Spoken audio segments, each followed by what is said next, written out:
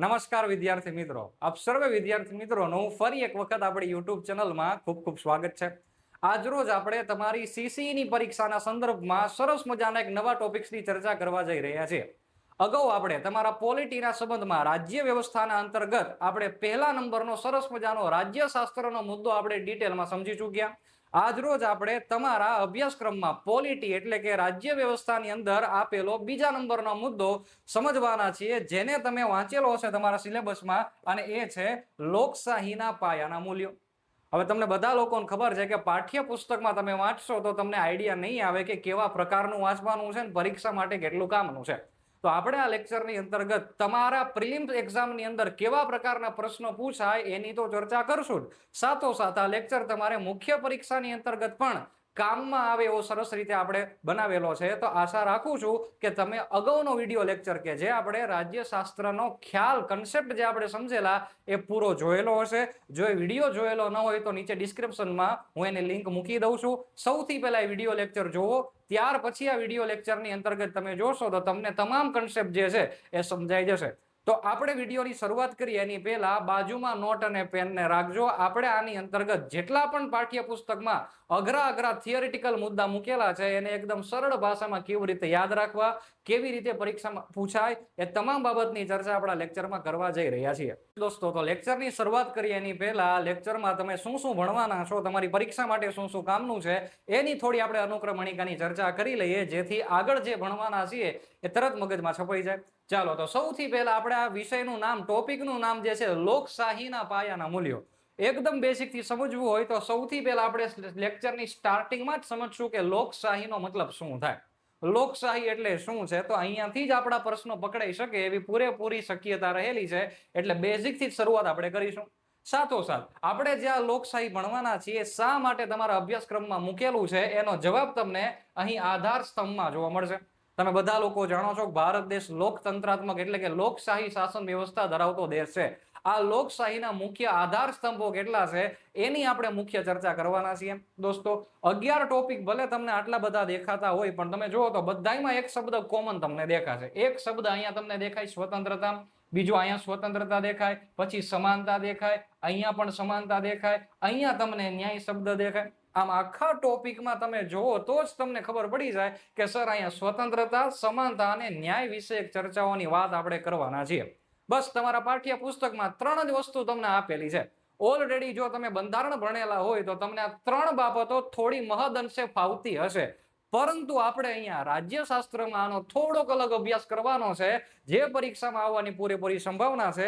તો અંત સુધી લેક્ચરમાં જોડાયેલા રહેજો ને એમાં આપણે સમજવાના છીએ કે સર સ્વતંત્રતાની તો અમને માહિતી ખબર છે, પરંતુ આ સ્વતંત્રતા અને એના પ્રકારો કયા કયા એ આપણે સમજવાના છે। દોસ્તો, અહીંયા ખાસ ધ્યાન રાખજો, બંધારણમાં જે અનુચ્છેદ 19 થી 22 જે સ્વતંત્રતા આપણને જોવા મળે છે એની વાત અહીંયા નથી કરવાની। અહીંયા આપણે રાજ્યશાસ્ત્ર અંતર્ગત મનુષ્ય માટે સ્વતંત્રતાના કેટલા ભાગ પાડેલા છે એને સમજવાના છે। ડાયરેક્ટ એક્ઝામમાં પ્રશ્ન વન લાઇનરમાં પૂછે અને મુખ્ય પરીક્ષામાં પણ પૂછાય તો ખાસ ધ્યાનમાં રાખવાનું। ત્યારબાદ બીજો ટોપિક આપણે ભણવાના છીએ, જેટલી પણ સ્વતંત્રતા રહેશે એ બધાના પરીક્ષા લક્ષી આપણે દરેક વિષયની એક મુદ્દો લખશું અને એની સમજૂતી મેળવશું, જે તમારી પરીક્ષામાં ખૂબ જ મહત્વનું છે। આવી જ રીતે આપણે અલગ અલગ કન્સેપ્ટ જે છે ને ભણવાના છે। સાથોસાથ સમાનતા અને તેને લગતા પ્રકારોની આપણે ચર્ચા કરશું। યસ, બંધારણમાં તમે ખબર છે કે અનુચ્છેદ 14 થી અનુચ્છેદ 18 સમાનતાના અધિકાર આપેલા છે, તો અહીંયા આપણે એ સમાનતા વિશે અભ્યાસ નથી કરવાનો। અહીંયા રાજ્યશાસ્ત્રની દ્રષ્ટિએ સમાનતા શું છે એ તમારે સમજવાની છે। ત્રીજા નંબરનો મુદ્દો, એના પછી આગળ વધીએ તો દરેક સમાનતા, જેટલી પણ સમાનતા રહેશે એ બધાના આપણે પ્રકાર સમજીશું, આપણી એક્ઝામમાં કેવા પ્રશ્નો પૂછાય એની ચર્ચા કરીશું। સાથોસાથ એક સરસ મજાનો મુદ્દો મૂકેલો છે સામાજિક ન્યાય। હવે તમને પણ ખબર છે કે બંધારણની અંદર આપેલા આમુખમાં 3 પ્રકારના ન્યાય તમને જોવા મળે છે। અહીંયા એ 3 ન્યાયની ચર્ચા બેઝિક તો કરીશું, પરંતુ રાજ્યશાસ્ત્ર અંતર્ગત ન્યાયનો મતલબ શું થાય એને સમજવાનું છે। દોસ્તો, એના પછી આપણું જે પાઠ્યપુસ્તક આપેલું છે એમાં જે વિચારકો અલગ અલગ તમને જોવા મળતા હશે, અને એમાં પાછા અંગ્રેજી નામ, અને મારે તમારા અંગ્રેજી નામવાળા સાથે 36 નો આંકડો છે ભાઈ, તો મેં તમારા માટે એક આખું ટેબલ જ બનાવી દીધેલું છે કે તમને લોકશાહીના મૂલ્યોમાં કયો વિચારક શું બોલેલો હતો એનું ડાયરેક્ટ ટેબલ તમને જોવા મળશે। અને તમારા માટે આ બધા ટોપિક જો તમે વ્યવસ્થિત લેક્ચરમાં શાંતિથી જોઈ લેશો તો તમારા માટે PYQ એટલે કે અગાઉની પરીક્ષામાં પૂછાયેલા જેટલા પણ પ્રશ્નો છે મહત્વના એ તમામની ચર્ચા આપણે અહીંયા કરવાના છીએ. તો દોસ્તો શરૂઆત કરીએ સમગ્ર ટોપિકની. આપણે અનુક્રમણિકા પ્રમાણે ચાલતા જઈશું અને એમાં સૌથી પહેલો ટોપિક છે લોકશાહી એટલે શું, તો આપણે એની હવે શરૂઆત કરવા જઈએ. તો દોસ્તો તમારા સિલેબસની અંતર્ગત બીજા જ નંબરના મુદ્દામાં લખેલું છે લોકશાહીના પાયાના મૂલ્યો. તો અહીંયા સર લોકશાહીનો વાસ્તવિક મતલબ થાય શું? હવે અહીંયા દરેક વિદ્યાર્થી મિત્રોને ખબર હશે કે અબ્રાહમ લિંકનને તો તમે એટલા બધા ઓળખી ગયેલા હશો કે લોકોનું, લોકો દ્વારા, લોકો વડે ચાલતું શાસન એટલે કે લોકશાહી કહેવાય. બિલકુલ સાચી બાબત છે, એ જ વસ્તુ આપણે ભણવાની છે. પરંતુ લોકશાહીમાંથી વાસ્તવિક પ્રશ્નો કેવા બને એની થોડીક ચર્ચા કરીએ તો દોસ્તો સૌથી પહેલો પ્રશ્ન અહીંયા બને એ એવો છે કે આ લોકશાહી જે શબ્દ તમે અહીંયા જોઈ રહેલા છો એ વાસ્તવિક કયા દેશમાંથી ઉત્પન્ન થયેલો શબ્દ છે અને કઈ ભાષાનો શબ્દ છે? તો અહીંયા ખાસ એક બાબત ધ્યાનમાં રાખવાની છે. અગાઉ પણ આપણે ચર્ચા કરી લીધેલી હતી અને અહીંયા પણ આપણે ચર્ચા કરીએ છીએ. તો લોકશાહી નામનો શબ્દ તમે જોશો, કટકા કરશો તો જ બે શબ્દ તમને દેખાય. એક તો લોક અને બીજો કયો છે? શાહી. લોકનો મતલબ શું થાય? તો કે લોકોનું. લોકનો મતલબ શું થાય? લોકોનું. શાહીનો મતલબ શું થાય? તો કે શાહીનો મતલબ થાય છે શાસન અથવા તો સત્તા. શાસન અથવા તો શું મતલબ થાય છે? સત્તા એવો મતલબ થાય. હવે આ તો આપણે ગુજરાતી ભાષામાં કહીએ છીએ લોકશાહી.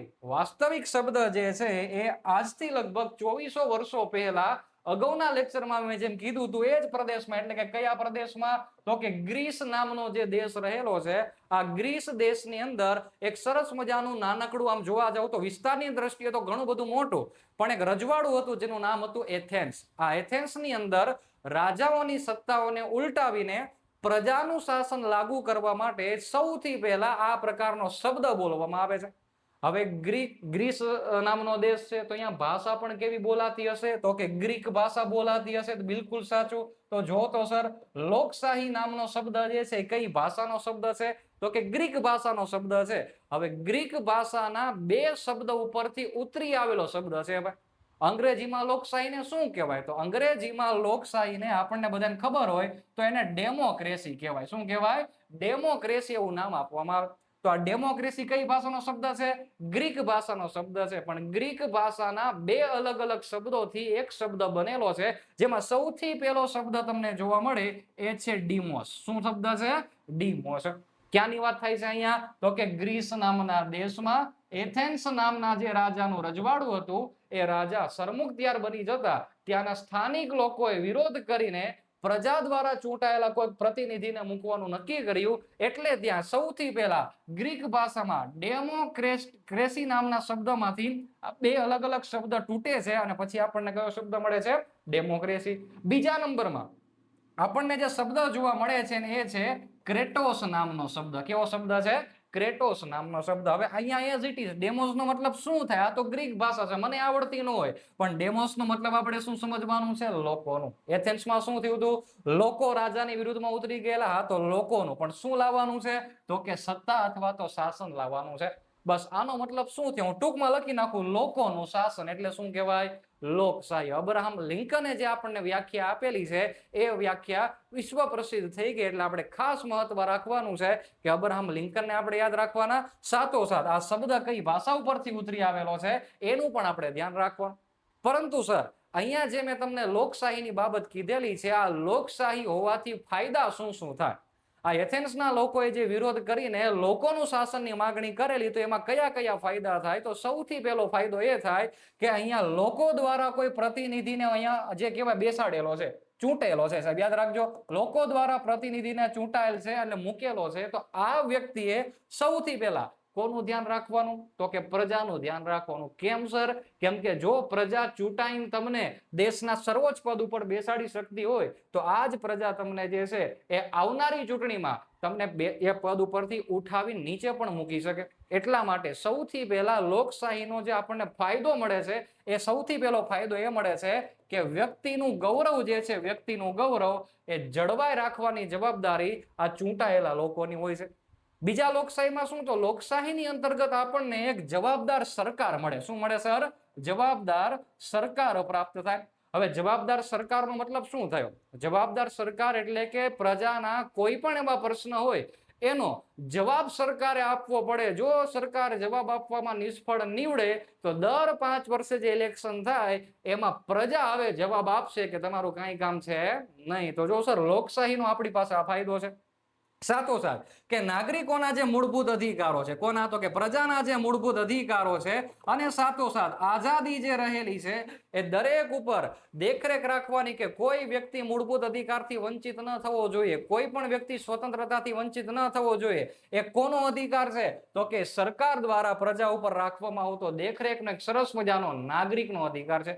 સાથોસાથ દરેક વ્યક્તિને સમાન ન્યાય મળતો રહેવો જોઈએ. આવા બધા જોવા જઈએ તો અઢળક અઢળક આપણને જે કહેવાય એ લોકશાહીના ફાયદા આપણને જોવા મળે. તો દોસ્તો ખાસ ધ્યાનમાં રાખવાનું, લોકશાહીનો મતલબ વાસ્તવિક શું થાય તો પ્રજા દ્વારા નક્કી કરેલા વ્યક્તિનું શાસન. એટલે કે આપણા દેશમાં હાલમાં લોકસભા અને રાજ્યસભા જે તમે જોવો છો એમાં સરકાર જે બને છે એ આપણે મત આપવા જઈએ છીએ ત્યારે બને છે. તો દોસ્તો ખાસ ધ્યાનમાં રાખવાનું છે કે અહીંયા ચૂંટાયેલા વ્યક્તિઓની તાકાત, એનો મતલબ શું થાય? લોકશાહી થાય. આપણે જોઈ લીધું શબ્દ ક્યાંથી ઉતરી આવ્યો અને લોકશાહીની તાકાત શું છે એને આપણે સમજ્યા. આગળના મુદ્દાની ચર્ચા કરીએ. તો દોસ્તો તમે વિદ્યાર્થી તરીકે ભારત દેશની અંતર્ગત લોકશાહી શાસન વ્યવસ્થાનો એક ભાગ બનવા જઈ રહ્યા છો. એટલે કે તમારે સરકારની અંતર્ગત જઈને પ્રજા માટે કામ કરવાનું છે. તો પહેલા એક ખબર હોવી જોઈએ કે લોકશાહી આપણે બધા બોલીએ તો છીએ, પણ આ લોકશાહી શેના આધાર ઉપર ટકી રહેલી છે? એવી કઈ કઈ બાબત છે કે જો એ ન હોય તો લોકશાહી કહેવાનો કોઈ અર્થ રહેતો નથી. તો તમારી પાઠ્યપુસ્તકમાં જે આપેલું છે એ જ પ્રમાણે આપણે આગળ વધીએ તો તમને એવું કીધેલું છે કે જે લોકશાહીની આપણે અહીંયા ચર્ચા કરીએ છીએ, આ લોકશાહીના મૂળભૂત 3 પિલર છે, 3 આધાર સ્તંભો છે. શું છે? 3 આધાર સ્તંભો છે કે આ 3 વસ્તુ તો ફરજિયાત હોવી જ જોઈએ. જો આ 3 વસ્તુ ન આપી શકતી હોય કોઈ સરકાર અથવા તો કોઈ દેશ તો એ લોકશાહી કહેવા માટે લાયક નથી. તો પરીક્ષામાં ડાયરેક્ટ પ્રશ્ન બને છે લોકશાહીના મુખ્ય સ્તંભો કેટલા અને કયા કયા છે? તો 3 સ્તંભો તમને દેખાય. સૌથી પહેલો સ્તંભ જે તમે જોવો છો, અગાઉ આપણે જોઈ લીધો, ભણી ગયા છીએ, તમને યાદ હોય તો બોલવાની છૂટ છે. અને એ સ્તંભ એટલે કે કયો તો કે સ્વતંત્રતા. યાદ રાખજો, લોકશાહી કહેવાય કોને તો કે કોઈ પણ નાગરિકની સ્વતંત્રતા ઉપર કોઈ બંધન ન હોવું જોઈએ. તો આપણે આ લેક્ચરમાં એ જ ભણવાના છીએ. તમારી પાઠ્યપુસ્તકમાં આપેલું છે કે સ્વતંત્રતાના અલગ અલગ જે 3 પ્રકાર છે, આ 3 પ્રકારમાં જે 3જા નંબરની સ્વતંત્રતા છે એના પાછા 4 પેટા પ્રકાર. તો દરેકની આપણે ચર્ચા કરવાના છીએ દોસ્તો, યાદ રાખજો. તો સ્વતંત્રતાના કેટલા પ્રકાર છે એવો પણ પ્રશ્ન તમને પૂછે. હવે માત્ર સ્વતંત્રતાથી શું લોકશાહી મળી એવું કહેવાય? ન કહેવાય. સ્વતંત્રતાનો મતલબ શું થયો તો માણસ પોતે મુક્ત રીતે હરીફરી શકે ને પોતાના જે વ્યવહાર કરી શકે ને સ્વતંત્રતા કહેવાય. ડિટેલમાં આપણે આગળ ભણીશું. પણ માત્ર સ્વતંત્રતા હોવાથી શું લોકશાહી આવી ગઈ એવું કહેવાય? બિલકુલ નહીં. એટલા માટે બીજા નંબરમાં આપેલું છે કે સ્વતંત્રતાથી એકલાથી કંઈ ન થાય. એના માટે સાથોસાથ સમાનતાનો પણ ખ્યાલ હોવો જોઈએ. બીજો પિલર કયો છે? સમાનતા, ઇક્વાલિટી. દરેક વ્યક્તિ એક સમાન હોવો જોઈએ. લોકશાહીની તાકાત આ છે. તમે જો તો સમાનતાના કેટલા પ્રકાર? તો આને તમે પાઠ્યપુસ્તકમાં વાંચો તો ગભરામણ થાય. એટલે આપણે આને સરળ ભાષામાં અને એકદમ વ્યવસ્થિત ધારાધોરણથી સમજવાના છીએ કે ત્યાર પછી ક્યારેય પણ તમને મૂંઝવણ નહીં થાય. 3જા નંબરનો જે આપણને ટોપિક આપેલો છે સર સ્વતંત્રતાથી, તો કે સર લોકશાહી ગણાય. ઓકે, સમાનતા જો આપણને મળતી હોય લોકશાહીની વ્યાખ્યામાં 3જા નંબરમાં જે લખેલું છે એ સરસ મજાનો શબ્દ છે સામાજિક ન્યાય. શું લખેલું છે? સામાજિક ન્યાય. એટલે કે લોકશાહીના મુખ્ય પિલર્સમાં, મુખ્ય આધાર સ્તંભમાં મૂળભૂત જરૂરિયાત જો આપણે કેવી હોય તો કઈ કઈ છે? સ્વતંત્રતા, સમાનતા અને સામાજિક ન્યાય. હવે જો જ્યારે હું આ લેક્ચર તમને ભણાવું છું અને તમારી બાજુમાં જો ધોરણ 11નું પાઠ્યપુસ્તક હોય તો તમે એની અંદર જોઈ શકશો. અને એ પાઠ્યપુસ્તકને જોવાનું, હું ભણાવું છું એને જોવાનું. આપણે આગળ પાઠ્યપુસ્તકની ચર્ચા કરવાના છીએ. જે આઈએમપી બાબત છે એને આપણે જોઈશું.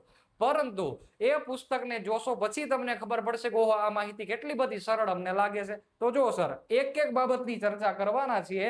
જેમાં લોકશાહી એટલે શું આપણે સમજી ગયા. મેં વ્યાખ્યા પણ નીચે લખીને રાખેલી છે. લોકશાહી એ એવી શાસન પદ્ધતિ છે કે જેમાં અંતિમ સત્તાનો સ્ત્રોત એ કોણ છે? પ્રજા પાસે હોય છે. એટલે કે પ્રજા પોતે હોય છે અને પ્રજા પોતાના પ્રતિનિધિઓને ચૂંટીને રાજ્યનું શાસન ચલાવે છે. તો દોસ્તો આવી બધી માહિતીઓ વન લાઇનર સ્વરૂપે તો અવશ્ય પૂછાય. સાથોસાથ આપણે જે સ્વતંત્રતા, સમાનતા અને સામાજિક ન્યાય ભણવાના છીએ એ મુખ્ય પરીક્ષા માટે પણ કામના છે. તો આપણે શરૂઆત કરીએ ધીરે ધીરે એક એક ટોપિક્સની.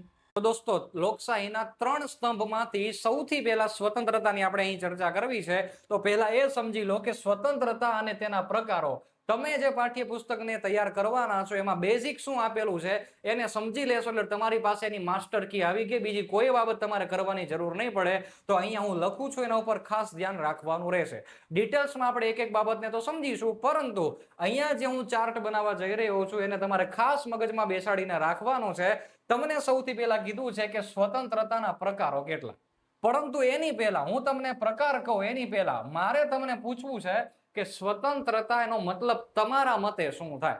વિડીયોને પોઝ કરો ને તમે મગજથી વિચારો કે સ્વતંત્રતા એટલે મારા માટે શું. હવે આપણે એને કાનૂની ભાષામાં, રાજ્યશાસ્ત્રની ભાષામાં સમજવાનો પ્રયત્ન કરીએ કે સ્વતંત્રતાનો મિનિંગ શું થાય. સર, સિમ્પલ ભાષામાં જો હું તમને કહું સ્વતંત્રતાનો મિનિંગ શું થાય, તો અન્ય કોઈ નાગરિકને અડચણ કર્યા વગર સમાજમાં તમારા વ્યવહારુ જીવનને જીવવા માટે જે છૂટ પ્રદાન થાય છે એને શું કહેવાય? સ્વતંત્રતા કહેવાય. ઓહો સાહેબ, બહુ લાંબી વ્યાખ્યા, ટૂંકમાં કહી દઉં, કોઈને નડવું નહીં ભાઈ. શેની વાત કરે છે? સ્વતંત્રતા એટલે તમે તમારું કામ કરો, કોઈને નડતા નહીં, તો એને સ્વતંત્રતા કહેવાય. હવે આની અંદર ઘણા બધા વિચારકોએ પોતાની વ્યાખ્યા આપેલી છે. એમાંના એક પ્રોફેસર લાસ્કી નામના વ્યક્તિ છે, એને તમારે ખાસ ધ્યાનમાં રાખવાના છે. કોને ધ્યાનમાં રાખવાના છે? પ્રોફેસર લાસ્કી નામના વ્યક્તિ. ચિંતા ન કરતા, બધા જે આ પ્રોફેસરો જે નિષ્ણાંતો છે એને આપણે છેલ્લે અલગ અલગ 2 ટેબલમાં જોવાના છે, એટલે તમારો કોન્સેપ્ટ ક્લિયર થઈ જશે. પરંતુ પાઠ્યપુસ્તકમાં જે આપેલું છે એના પ્રમાણે જ આપણે આગળ ચાલીએ છીએ. હવે અહીંયાથી એક પ્રશ્ન બનેવો છે, એની કયો પ્રશ્ન છે તો ખાસ ધ્યાનમાં રાખજો. પ્રોફેસર લાસ્કી એવું કહે છે કે ભાઈ સ્વતંત્રતા છે ને, સ્વતંત્રતા એ એક પ્રકારનું વાતાવરણ છે. શું છે? વાતાવરણ છે. એટલે કે શું છે? એટમોસ્ફિયર છે. એટમોસ્ફિયરનો મતલબ શું? તો કે જો સાંભળજો, કોઈ પણ એક નાના છોડને વૃક્ષ બનવું હોય તો એના માટેને પૂરતો સૂર્યપ્રકાશ, પાણી અને ખાતરની જરૂર પડે કે ન પડે? બિલકુલ પડે. એટલે શું થયું? એના માટે એક વાતાવરણ છે. એમ કોઈ પણ એવો વ્યક્તિ છે, કોઈ પણ એવું બાળક છે, એને એન્જિનિયર બનવું છે, ડોક્ટર બનવું છે, તમારી જેમ સરકારી નોકરી લેવી છે, તો એ વ્યક્તિને થોડીક સ્વતંત્રતા તો આપવી પડે ને. કેવી સ્વતંત્રતા આપવાની છે? તો કે ભણવાની સ્વતંત્રતા, બોલવાની સ્વતંત્રતા, હરવા ફરવાની સ્વતંત્રતા. આ બધી સ્વતંત્રતાનું એક વાતાવરણ આપણે એને જો આપી દઈએ તો એના માટે શું કન્સેપ્ટમાં સમજાવે છે? સ્વતંત્રતા સમજાવે છે. તો દોસ્તો ખાસ ધ્યાનમાં રાખજો, સ્વતંત્રતાનો મતલબ એવો નથી કે તમે મન ફાવે તેવું વર્તન કરી શકો. ઉદાહરણ તરીકે, ચાલુ રોડ ઉપર, સક્રિય રોડ ઉપર ગાડીની બધું ચાલતું જાય છે, તમે વચ્ચે ગાડી ઊભી રાખીને ડાન્સ કરવા લાગો તો શું છે? એ સ્વતંત્રતા કહેવાય? ન કહેવાય. કેમ? મેં વ્યાખ્યા શું કીધી હતી? અન્ય વ્યક્તિને અડચણ થવી ન જોઈએ. હવે અહીંયા તમે આખા ગામને ઊભા રાખ્યા, બધા ગામવાળા તમને જોવે કે આ કોણ નાચે છે ભાઈ રોડ ઉપર, તો આ એક પ્રકારનું અડચણ થયું. એટલે અહીંયા ખાસ ધ્યાનમાં રાખવાનું છે કે સ્વતંત્રતાની અંદર એક અપવાદ નામનો શબ્દ તમને જોવા મળે છે, એ છે સ્વેચ્છાચાર. શું છે? સ્વેચ્છાચાર. સ્વેચ્છાચાર એટલે શું? તો કે મનગમતી તમામ બાબત તમે કરી શકો, પરંતુ અહીંયા તમે જો કે કોઈને નડતરરૂપ થઈને કરો તો એ સ્વતંત્રતાનો ભાગ ગણવામાં આવતું નથી. તો પ્રોફેસર લાસ્કીના મત પ્રમાણે આ વાતાવરણનો મતલબ શું થાય છે? તો એ આશા રાખું છું કે તમે સમજી ગયેલા હશો. તમારી પાઠ્યપુસ્તકમાં એઝ ઇટ ઇઝ આ શબ્દ આપેલો છે. મારું કામ અહીંયા એ છે કે હું તમને આ વાત તમારા મગજ સુધી કેવી રીતે પહોંચાડી શકું, સહેલામ સહેલી રીતે સમજાવવાનો પૂરેપૂરો પ્રયત્ન કરીશ. હવે સર આપણે સમજવું છે કે આ જે સ્વતંત્રતા રહેલી છે એ સ્વતંત્રતાના પ્રકાર કયા કયા છે. તો જો સર, પહેલી જ વાત કહી દો, બંધારણની અંદર તમને ભાગ નંબર 3 આપેલો છે, અનુચ્છેદ નંબર 12 થી 35 અને એમાં અનુચ્છેદ 19 થી 22 તમને સ્વતંત્રતા આપેલી છે. અહીંયા ખાસ એક ધ્યાન દોરવા માંગુ છું, આ દરેક સ્વતંત્રતા જે છે એ ભારતના તમામ નાગરિકને મળવા પાત્ર છે. હવે એક બીજી બાબત કે આ સ્વતંત્રતા તમારે ડિટેલમાં જો ભણવી હોય તો એનો પણ મેં એક વાણી અને અભિવ્યક્તિની સ્વતંત્રતાને લગતો આખો કન્સેપ્ટ એક મૂકેલો છે, તો એની પણ હું ડિસ્ક્રિપ્શનની અંદર એક લિંક મૂકી દઈશ, તો એને પણ તમે જોઈ શકશો. અત્યારે મૂળ મુદ્દા ઉપર પહોંચવું છે તો આપણે ધ્યાન રાખીએ, આની ચર્ચા અત્યારે કરવાની નથી. આપણે રાજ્યશાસ્ત્ર ભણીએ છીએ તો સ્વતંત્રતાના પ્રકાર કેટલાય તમારે ભણવું પડે. તો દોસ્તો ખાસ ધ્યાનમાં રાખજો, આપણા રાજ્યશાસ્ત્ર એવું કહે છે કે કોઈ પણ વ્યક્તિ હોય વિશ્વમાં, અમેરિકામાં રહેતો હોય, ભારતમાં રહેતો હોય, નેપાળમાં રહેતો હોય, એઝ ઇટ ઇઝ કોઈ પણ દેશમાં, તો એ વ્યક્તિની સ્વતંત્રતાના કેટલા ભાગ છે? 3 પ્રકાર પડે છે. આ 3 પ્રકાર કયા કયા હોય છે તો ખાસ ધ્યાન રાખશું. સૌથી પહેલો પ્રકાર છે એ છે કુદરતી સ્વતંત્રતા. કેવી સ્વતંત્રતા છે? કુદરતી સ્વતંત્રતા. યાદ રાખજો, કુદરતી એટલે કેવી આપણે ડિટેલમાં આગળ હમણાં ભણીશું. ધીરે ધીરે આપણે આગળ વધીએ એટલે કુદરતી સ્વતંત્રતા શું કહેવાય, તમારે કોઈ પુસ્તક કોઈ બાબત જોવાની જાણવાની જરૂર નહીં પડે. એક લેક્ચરમાં તમારા તમામ કન્સેપ્ટ હું ક્લિયર કરાવડાવી દઈશ. બીજા નંબરની અંદર જે સ્વતંત્રતા તમને મળે છે સેકન્ડ નંબરની અંદર, અને એ સ્વતંત્રતા છે તમારી નૈતિક સ્વતંત્રતા. કેવી સ્વતંત્રતા છે? નૈતિક સ્વતંત્રતા. સમજાય કે નહીં? તો આપણે પેલા નામ યાદ રાખી પછી હું તમને ઉદાહરણ આપું એટલે કોઈ તાકાત નથી તમને આ વસ્તુ ભૂલવાડી શકે. ત્રીજા નંબરની સ્વતંત્રતા ખૂબ જ અગત્યની સ્વતંત્રતા છે અને આને જ આપણે બેઝિકલી સમજવાની છે. અને ત્રીજા નંબરની સ્વતંત્રતાનું નામ છે સામાજિક સ્વતંત્રતા અથવા તો નાગરિકની સ્વતંત્રતા. શેની સ્વતંત્રતા? નાગરિકની સ્વતંત્રતા. તો પહેલા તમે આ કન્સેપ્ટ સમજો કે હું કહેવા શું માંગુ છું, અને રાજ્યશાસ્ત્રની અંદર તમારા ધોરણ 11 ના પાઠ્ય પુસ્તકમાં બીજો પાઠ શું કહેવા માંગે છે. જો બાજુમાં પુસ્તક હોય તમે જાણતા હશો, જોતા પણ હશો, પણ હું એકદમ સરળ ભાષામાં તમને સમજાવું, આવી જ રીતે નોટ્સ બનાવશો, ખૂબ જ ઉપયોગી થશે. તો સૌથી પહેલા 3 પ્રકાર સ્વતંત્રતાના પડે, જેમાં પહેલા નંબરનો પ્રકાર કેવો છે? કુદરતી સ્વતંત્રતા. બીજા નંબરનો પ્રકાર કેવો છે? નૈતિક સ્વતંત્રતા. સર આ બધાનો મિનિંગ શું થાય આગળ ભણવાના છે, મેં તમને કીધું. ત્રીજા નંબરની કેવી સ્વતંત્રતા છે? સામાજિક અને નાગરિકની સ્વતંત્રતા. હવે જો દોસ્તો, આ બધી સ્વતંત્રતામાંથી તમે પોતે જ નક્કી કરો કે આમાંથી મહત્વની અને તમારા માટે ઉપયોગી હોય એવી કઈ. તો તમે શું છો? તો કે અમે ભાઈ કુદરતી વ્યક્તિત્વ છીએ તો કુદરતી સ્વતંત્રતા મળશે, બીજી નૈતિક પણ મળશે. પણ અહીંયા તમે ખાસ ધ્યાનમાં રાખજો, સ્પેશિયલી લખેલું છે કે ભારતના તમે નાગરિક છો. એમ કોઈ પણ વ્યક્તિ હોય ને એ કોઈ પણ દેશનો નાગરિક હોય. તો આ નાગરિકોની સ્વતંત્રતા છે ને સર, એને અલગ અલગ 4 પ્રકારમાં વહેંચેલી છે. હું ફરી એક વખત બોલું છું, થોડુંક વ્યવસ્થિત લખી દો એટલે તમને ખ્યાલ આવે. તો સૌથી પહેલા કે સ્વતંત્રતાના પ્રકાર કેટલા છે ટોટલ? તો કે દોસ્તો 3 પ્રકાર છે. 3 પ્રકારમાં સૌથી પહેલો પ્રકાર જે તમે જોયો એ પ્રકાર કયો હતો? તો કે કુદરતી સ્વતંત્રતા આપણે જોશું આગળ. બીજા નંબરની કઈ સ્વતંત્રતા છે દોસ્તો? તો બીજા નંબરની સ્વતંત્રતા છે નૈતિક. અંગ્રેજીમાં કેવું હોય તો મોરલ પ્રકારની સ્વતંત્રતા. ત્રીજા નંબરની સ્વતંત્રતા જો આપણે અહીંયા કેવું હોય તો એ સ્વતંત્રતા એટલે કે સામાજિક. કેવી છે? સામાજિક. અને કેવી છે? નાગરિકની સ્વતંત્રતા. નાગરિકની સ્વતંત્રતા. હવે દોસ્તો આ 2 સ્વતંત્રતા આપણા માટે કામની તો છે, પણ હા અહીંયા જે ત્રીજા નંબરની સ્વતંત્રતા છે ને એના થોડાક પેટા પ્રકાર પડે છે, એને આપણે ખાસ ધ્યાનમાં રાખવાનું, કેમ કે અહીંયાથી જ પ્રશ્ન બનવાની શક્યતા રહેલી છે. ઓકે, તો ત્રીજા નંબરની જે સ્વતંત્રતા આપણને જોવા મળે છે એમાં પહેલા નંબરનો પ્રકાર જે છે એ કયો છે? તો કે નાગરિક સ્વતંત્રતાનો પહેલો પ્રકાર. તમારી પર્સનલ જે કંઈ પણ તમે કોઈ પણ પ્રકારનું કૃત્ય કરો છો એ તમારી પર્સનલ લિબર્ટી જે રહી એ તમારી પોતાની સ્વતંત્રતા. અત્યારે તમે વિડીયો જોવો છો, સુતા સુતા જોવો, બેઠા બેઠા જોવો, એક પગ ઉભો રાખીને તમે જોવો, દોડતા દોડતા જો, ગમે તે રીતના જોવો, કોઈ સરકાર તમારા દખલગીરી નહીં કરે. એનું કારણ શું છે? કેમ કે અહીંયા લખેલું છે કે તમારી સ્વતંત્રતા એ વ્યક્તિગત સ્વતંત્રતા છે. કેવી છે? વ્યક્તિગત. ડિટેલમાં આગળ આપણે જોવાના છે. જેટલી પણ સ્વતંત્રતા એક એક મુદ્દા મેં લખ્યા છે, ક્યારેય નહીં ભૂલો એ વાતની હું તમને અહીંયા સક્ષમતા સાથે ગેરંટી આપું છું. પણ સમજો કન્સેપ્ટ શું કહેવા માંગે છે તે. બીજા નંબરની સ્વતંત્રતા છે એ સ્વતંત્રતાનું નામ છે રાજકીય સ્વતંત્રતા. કેવી સ્વતંત્રતા છે? રાજકીય. તો દોસ્તો તમે પણ અત્યારે યાદ રાખો કે પહેલી વ્યક્તિગત સ્વતંત્રતા જે મેં તમને કીધું, બીજી રાજકીય સ્વતંત્રતા, ડિટેલમાં આગળ જોશું. ત્રીજા નંબરની સ્વતંત્રતા જે આપણને દેખાય છે એ છે આર્થિક સ્વતંત્રતા. કેવી સ્વતંત્રતા દેખાય છે? આર્થિક સ્વતંત્રતા. હવે આવી પણ સ્વતંત્રતા હોય, આ બિલકુલ આ લખેલી છે આર્થિક સ્વતંત્રતા. અને ચોથા નંબરની અને મોસ્ટ આઈએમપી સ્વતંત્રતા છે એ છે રાષ્ટ્રીય સ્વતંત્રતા. કેવી છે? રાષ્ટ્રીય સ્વતંત્રતા. એટલે કે સર ટોટલ સ્વતંત્રતા જોવા જઈએ તો મુખ્ય પ્રકાર કેટલા છે? 3. પણ કઈ એવી સ્વતંત્રતા છે કે જેના પેટા પ્રકાર પડે છે? તો કઈ છે? સામાજિક અને નાગરિકની સ્વતંત્રતા. તો તમારે પહેલા તો તમે જે આ ટોપિક શરૂ કરો એટલે તમારા ચોપડાની અંદર, તમારા નોટ્સની અંદર આ બાબત સ્વતંત્રતામાં લખેલી હોવી ફરજિયાત રહેશે.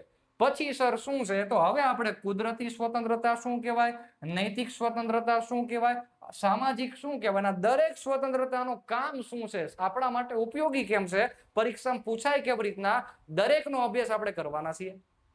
દોસ્તો સ્વતંત્રતાના પ્રકાર સમજીએ એની પહેલા સ્વતંત્રતાના મુખ્ય 2 પાસા છે. કેટલા પાસા છે? 2 પાસા. હવે આનો મતલબ શું થયો? પાસાનો મતલબ શું? તો કે 2 ચહેરા છે. આપણે 2 અલગ અલગ દ્રષ્ટિકોણથી સ્વતંત્રતાને સમજવાની છે. તો પહેલા તો આપણને પ્રશ્ન એ બને કે નીચેનામાંથી સ્વતંત્રતાના મૂળભૂત અથવા તો મુખ્ય પાસાઓ કેટલા છે અથવા અભિગમ કેટલા છે? 1 2 3 4 ઓપ્શન આપે કેટલા છે? મુખ્ય 2 છે. કયા કયા છે? તો એક છે નકારાત્મક ને બીજું છે હકારાત્મક. તમારી બુકમાં પાઠ્યપુસ્તકમાં આપેલું છે. બાજુમાં બુક હોય તો વાંચો, જોવો ને પછી કઈ સમજાય છે કે નહીં તમે જોઈ લો. પછી હું ઉદાહરણ આપું, હવે તમને ખબર પડે કે આનો મિનિંગ શું થાય. હવે જો પહેલી જ વાત કે અહીંયા જે મેં તમને સ્વતંત્રતા લખેલું છે એ સ્વતંત્રતા મળશે કોને? તો કે જે વ્યક્તિઓ છે આપણા ભારતમાં અથવા તો આપણા દેશનું ઉદાહરણ લઈ ચાલો, આપણા ભારતમાં જે વ્યક્તિઓ છે એ દરેક વ્યક્તિને સ્વતંત્રતા મળશે. હવે લેવા વાળા વ્યક્તિઓ છે સ્વતંત્રતા, તો સર આ સ્વતંત્રતા ઉપર કોઈનું બંધન ન થાય, એને કોઈ વ્યક્તિ સ્વતંત્રતા ન મળે એવા કામ ન કરે. એટલે સરકારને આપણે કીધું છે કે સરકાર ધ્યાન રાખજો કે તમારે વ્યક્તિઓને ધ્યાનમાં રાખીને અલગ અલગ 2 પ્રકારના તમારા માટે અભિગમ મૂકેલા છે કે તમારે આટલી બાબતનું ખાસ ધ્યાનમાં રાખવાનું છે. તો સરકાર માટે અમુક બાબત નકારાત્મક હશે, અમુક બાબત હકારાત્મક હશે. જ્યારે વ્યક્તિ માટે તો બંને તો સારી બાબત હશે ને. ટૂંકમાં આપણે લેવા વાળા છીએ, આપણે બધી સ્વતંત્રતા જોઈએ છીએ. સરકારને કીધેલું છે કે તમારે ખાસ ધ્યાનમાં રાખવાનું છે. હું જે લખું છું એ આ સરકારે કરવાનું નથી. તો સૌથી પહેલા સરકાર માટે નકારાત્મક શું? તો ચાલો તમારું જ ઉદાહરણ લઈએ કે તમે અત્યારે વિડીયો જોવો છો તો સર તમારે ઘરની અંદર અથવા તો તમે જે કંઈ પણ વસ્તુ અત્યારે કરી રહેલા છો એ બાબતમાં સરકાર તમારા વચ્ચે દરમિયાનગીરી નહીં કરે, દખલગીરી નહીં કરે. તો એ સરકાર માટે કેવી બાબત થઈ ગઈ? નકારાત્મક. ઉદાહરણ તરીકે તમને કંઈક મજા આવી ગઈ, તમારે ઇન્સ્ટાગ્રામની અંદર કંઈક રીલ અથવા તો તમે વિડીયો બનાવીને અપલોડ કરવો છે તો તમે કરી શકો છો. કોઈ પણ વ્યક્તિ તમને અડચણ કરી શકશે નહીં. પણ યાદ રાખજો, રાજ્ય સરકાર અડચણ તમને નહીં કરે. આપણે કોના માટે કામ કરીએ છીએ? સરકાર માટે. અને સંવિધાનની અંદર સરકાર એટલે શું? તો કે રાજ્ય. બરોબર છે ને? તો હવે તમે એક કામ કરો, નકારાત્મક નો મતલબ શું? નકારાત્મક એટલે કે મને મારા હાલ ઉપર છોડી દો, મને મારા હાલ પર છોડી દો, મને મારા હાલ પર છોડી દો. એનો મતલબ શું થયો? કે હું કયો ધર્મ પાડું છું, હું કેવા કપડાં પહેરું છું, હું કઈ રીતે વાંચું છું, હું કયા ક્લાસીસમાં જઉં છું, મારે તૈયારી શેની કરવી છે, આ બધા નિર્ણય તમે પોતે લઈ શકો છો. એવી સ્વતંત્રતા એટલે કેવા પ્રકારની સ્વતંત્રતા? તો કે એ તમારા માટે પોઝિટિવ છે. પણ જો તો સરકાર એમાં કોઈ દખલગીરી કરી શકશે નહીં. એટલે સરકાર માટે કેવી છે? નકારાત્મક છે.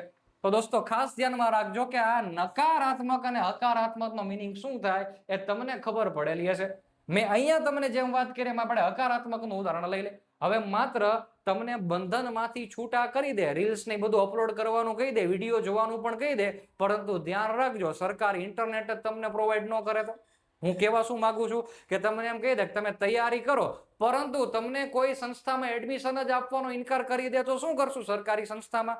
એટલે અહીંયા લખેલું છે હકારાત્મક નો મતલબ એ છે કે હું આ દેશમાં આગળ વધવા માંગુ છું, પણ હું એમને આગળ નહીં વધી શકું. મારે એના માટે ઉત્તમ સંસાધનોની જરૂર પડશે. એટલે કે તમારે રીલ્સ તો બનાવી, વિડીયો તો બનાવ્યો, પરંતુ સર હવે એને અપલોડ કરવા માટે ઇન્ટરનેટ તો જોશે ને. તો ઇન્ટરનેટ શું છે? તો કે સંસાધન છે.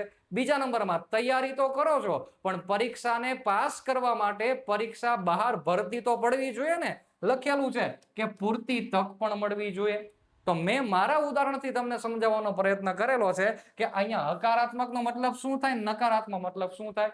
ગુજરાતીમાં સરળ ભાષામાં તમને કહી દો કે અહીંયા સરકાર જે છે, સરકાર એટલે શું? તો કે રાજ્ય જે છે એ કોઈ જ દખલગીરી નહીં કરે, સ્વિચ ઓફ મોડમાં હશે, આરામ કરતી હશે રાજ્ય એટલે કે સરકાર. પરંતુ અહીંયા તમે જ્યારે ચેક કરવા જશો એટલે કે અહીંયા સરકાર ડાયરેક્ટ એક્ટિવેટ મોડમાં આવી જાય છે. તમે જુઓ તો ડાયરેક્ટ તમે સરકારને કહો છો જો ભાઈ મને પૂરતા સંસાધન જોશે વિકાસના કામ કરવા માટેના, મારે પણ આ પ્રકારની અલગ અલગ વ્યવસ્થા જોશે તો હું આ દેશની અંદર આગળ વધી શકીશ, મારા સપનાઓ પૂરા કરી શકીશ. તો સરકાર હવે જે છે હકારાત્મક અભિગમ અપનાવશે અને એક્ટિવેટ કરશે. અહીંયા શું ના પાડે? અહીંયા સરકાર કેવી છે? એક્ટિવેશન મોડમાં નથી, ડીએક્ટિવેટ છે. તમે જોઈ શકો છો ને. તો એકદમ સરસ મજાના ઉદાહરણથી મેં સમજાવવાનો પ્રયત્ન કરેલો છે કે સ્વતંત્રતાના કેટલા અભિગમ છે? 2 અભિગમ છે, 2 પાસા છે. અહીંયા લખી નાખો અભિગમ, પાસા અથવા તો ચહેરા. તમે જોઈ શકો છો અને સમજી શકો છો. દોસ્તો અગાઉ જોયું એ પ્રમાણે સ્વતંત્રતાના 3 પ્રકાર હતા. એમાંથી આપણે પહેલા નંબરનો પ્રકાર સમજવાનો પ્રયત્ન કરીએ. દોસ્તો એ પહેલો પ્રકાર હતો અને એનું નામ હતું કુદરતી સ્વતંત્રતા. હવે કુદરતી સ્વતંત્રતા એટલે કે શું? તો કે હું સિમ્પલ ભાષામાં તમને કહી દઉં કે જન્મથી મળતી સ્વતંત્રતા. જન્મથી મળતી સ્વતંત્રતા, અથવા તો મારે લખવું એટલે લખી શકાય ને કે અહીંયા જે બધી વસ્તુ હશે કુદરતી સ્વતંત્રતામાં એ તમારો જન્મસિદ્ધ અધિકાર હશે. કેવો અધિકાર હશે? જન્મસિદ્ધ અધિકાર હશે. તો જો સર આને આવી રીતે પણ હું લખી શકું. ત્રીજા શબ્દમાં મારે લખવું હોય તો એમ પણ લખી શકું ને કે અહીંયા જે મને સ્વતંત્રતા મળે છે એ કોઈ મને સરકારે આપેલી નથી. સમજાય કે નહીં? અહીંયા સરકારના કોઈ કાયદા દ્વારા મને સ્વતંત્રતા મળેલી નથી. અહીંયા જે સ્વતંત્રતા છે એ સરકારના કોઈ નિયમ આધારિત મને મળેલી નથી. આ સ્વતંત્રતા મને કેવી રીતે મળેલી છે? જન્મથી મળેલી છે. તો સર કવિ કહેવા શું માંગે છે? કુદરતી સ્વતંત્રતાની સિમ્પલ વ્યાખ્યા ઉદાહરણ પ્રમાણે જો મારે તમને કહેવી હોય તો એટલી જ છે. મનુષ્ય જ્યારે આદિ માનવનું જીવન ગુજારતો અને જંગલમાં રહેતો ત્યારે પોતાની રીતે શ્વાસ લઈ શકતો, પોતાની રીતે પ્રકૃતિનો આનંદ માણી શકતો, પોતાની રીતે પોતાનું જીવન કેવી રીતે જીવે છે એના ઉપર કોઈ જ બાહ્ય અંકુશ ન હતા. મન ફાવે તેવું વર્તન તે કરી શકતો. એ જ મત પ્રમાણે હાલમાં રાજ્યશાસ્ત્રીઓ એવું કહે છે કે આધુનિક રીતે આધુનિક જીવનની અંતર્ગત પણ કુદરતી સ્વતંત્રતા જે રહેલી છે એ આવા જ પ્રકારની હોવી જોઈએ કે એમાં સરકાર એનો કાયદો કે એના નિયમો પોતાની વ્યક્તિગત સ્વતંત્રતામાં જે જન્મથી પ્રાપ્ત થાય છે એમાં કોઈ દખલગીરી કરતા હોવા જોઈએ નહીં. તો પહેલો પ્રકાર જે હતો કુદરતી સ્વતંત્રતા એને આપણે સમજી લીધેલો છે. આશા રાખું છું કે આ કુદરતી સ્વતંત્રતામાં તમને ખ્યાલ આવી ગયેલો હશે. દોસ્તો બીજા નંબરની સ્વતંત્રતાનો જે પ્રકાર છે અને એ અગાઉ આપણે જોઈ ગયેલા એ જ મેં અહીંયા બોર્ડ ઉપર લખેલો છે. અને કેવી સ્વતંત્રતા છે? નૈતિક સ્વતંત્રતા. જો સામાન્ય શબ્દમાં કેવું હોય તો આપણે કહી શકીએ કે મોરલ લિબર્ટીઝ. સર આનો મિનિંગ શું થાય? તો ઉદાહરણથી સમજીએ તો વધારે તમને ખ્યાલ આવશે. મેં અગાઉની જે કુદરતી સ્વતંત્રતા હતી એમાં મેં તમને ઉદાહરણ આપેલું હતું કે મનુષ્ય જ્યારે આદિ માનવ જેવું જીવન જીવતો હતો જંગલની અંદર ત્યારે એ વ્યક્તિ પાસે જન્મસિદ્ધ અધિકાર અલગ અલગ હતા. અત્યારે પણ આપણી પાસે છે, પરંતુ હવે આપણે સમાજની અંતર્ગત રહીએ છીએ. તો સમાજની અંદર જ્યારે રહેતા હોય ત્યારે સૌથી પહેલી મૂંઝવણ શું થાય? તો કે કોઈ પણ કાર્ય કરવા જાઓ એટલે તમને એવું લાગે કે લોકો શું વિચારશે. આ લોકો શું વિચારશે એ જ એટલે શું છે? નૈતિક સ્વતંત્રતા. હજુ ઉદાહરણથી સમજાવું તો ખબર પડે કે સર સમાજના દબાણ વગર, જો અહીંયા ખાસ ધ્યાનમાં રાખજો, સમાજના દબાણ વગર, સમાજના બાહ્ય અંકુશ વગર કોઈ પણ એવી બાબત છે કે જે સત્ય હોય અથવા તો કોઈ બાબત ખોટી હોય એની વિરોધમાં સમાજના દબાણ વગર અવાજ ઉઠાવવો, તે કોઈ અનૈતિક બાબત ઘટના ઘટતી હોય એની વિરુદ્ધમાં અવાજ ઉઠાવવો, તે એટલે તમારી કેવી સ્વતંત્રતા છે? નૈતિક સ્વતંત્રતા છે. જો તમે ઇતિહાસનો અભ્યાસ કરેલો હોય તો તમને ખ્યાલ હશે કે ભગતસિંહ, મોહનદાસ કરમચંદ ગાંધી, ડોક્ટર ભીમરાવ આંબેડકર, જેટલા પણ આપણા દેશની અંતર્ગત નેતાઓ અને સ્વાતંત્ર્ય સેનાનીઓ થઈ ગયેલા છે, આ દરેક લોકોએ નૈતિક સ્વતંત્રતા એટલે કે શું? તો કે સમાજના અત્યાચાર સામે એમણે અવાજ ઉઠાવેલો હતો. રાજા રામમોહન રાયનું નામ આપણે એમના જીવન વિશે જેટલું જાણીએ એટલું આપણા માટે શીખવા જેવું મળે. તો દોસ્તો અહીંયા એ જ જાણવા મળે છે કે અન્યાય અને અનૈતિક બાબતો જો આપણી આસપાસ ઘટતી હોય તો નૈતિક સ્વતંત્રતા કહે છે કે સમાજના દબાણ વગર સત્ય અને અસત્યને પારખીને પોતાના મનથી જે વિચાર તમે રજૂ કરો છો એ જ વિચાર એટલે તમારી કેવી સ્વતંત્રતા છે? નૈતિક સ્વતંત્રતા છે. મોરલ તમારી લિબર્ટી છે. એને ખાસ ધ્યાનમાં રાખવાનું. તો સ્વતંત્રતાનો બીજો પ્રકાર પણ આપણને એક નાના કન્સેપ્ટમાં સમજાવે છે અને એ કન્સેપ્ટ એટલે કયો છે? નૈતિક સ્વતંત્રતા. દોસ્તો ત્રીજા નંબરની અને મુખ્ય સ્વતંત્રતા કે જે આપણો મૂળભૂત પાયો રહેલો છે આપણા સરસ મજાના લોકશાહીની અંતર્ગત, અને એ સ્વતંત્રતાના ત્રીજા નંબરની આપણે જો વાત કરીએ તો એ કેવી સ્વતંત્રતા છે? સામાજિક અથવા તો નાગરિકોની સ્વતંત્રતા. સર આનો મિનિંગ થાય શું? તો મેં તમને કીધું એમ કે મનુષ્ય બુદ્ધિજીવી પ્રાણી છે એટલે કે પોતે જંગલ છોડીને તે વ્યક્તિ સમાજમાં ધીરે ધીરે રહેવા આવી ગયો. સમાજમાં એ વ્યક્તિ રહેવા આવ્યો એટલે આવડો વ્યક્તિ શું થઈ ગયો? તો કે સમાજનો સભ્ય થઈ ગયો. હવે તમને પણ બધાને ખબર છે કે એરિસ્ટોટલે કહી દીધેલું છે આપણને કે મનુષ્ય સ્વભાવથી સામાજિક અને રાજકીય પ્રાણી છે. હવે મનુષ્ય જે રહેલો છે બુદ્ધિજીવી હોવાથી કોઈ દિવસ એ વ્યક્તિ કોઈ એક અમુક બાબતમાં સંતોષ નહીં પામે, એટલે એ વ્યક્તિને હંમેશા કોઈને કોઈ બાબત મેળવવાની ઈચ્છા રહે છે.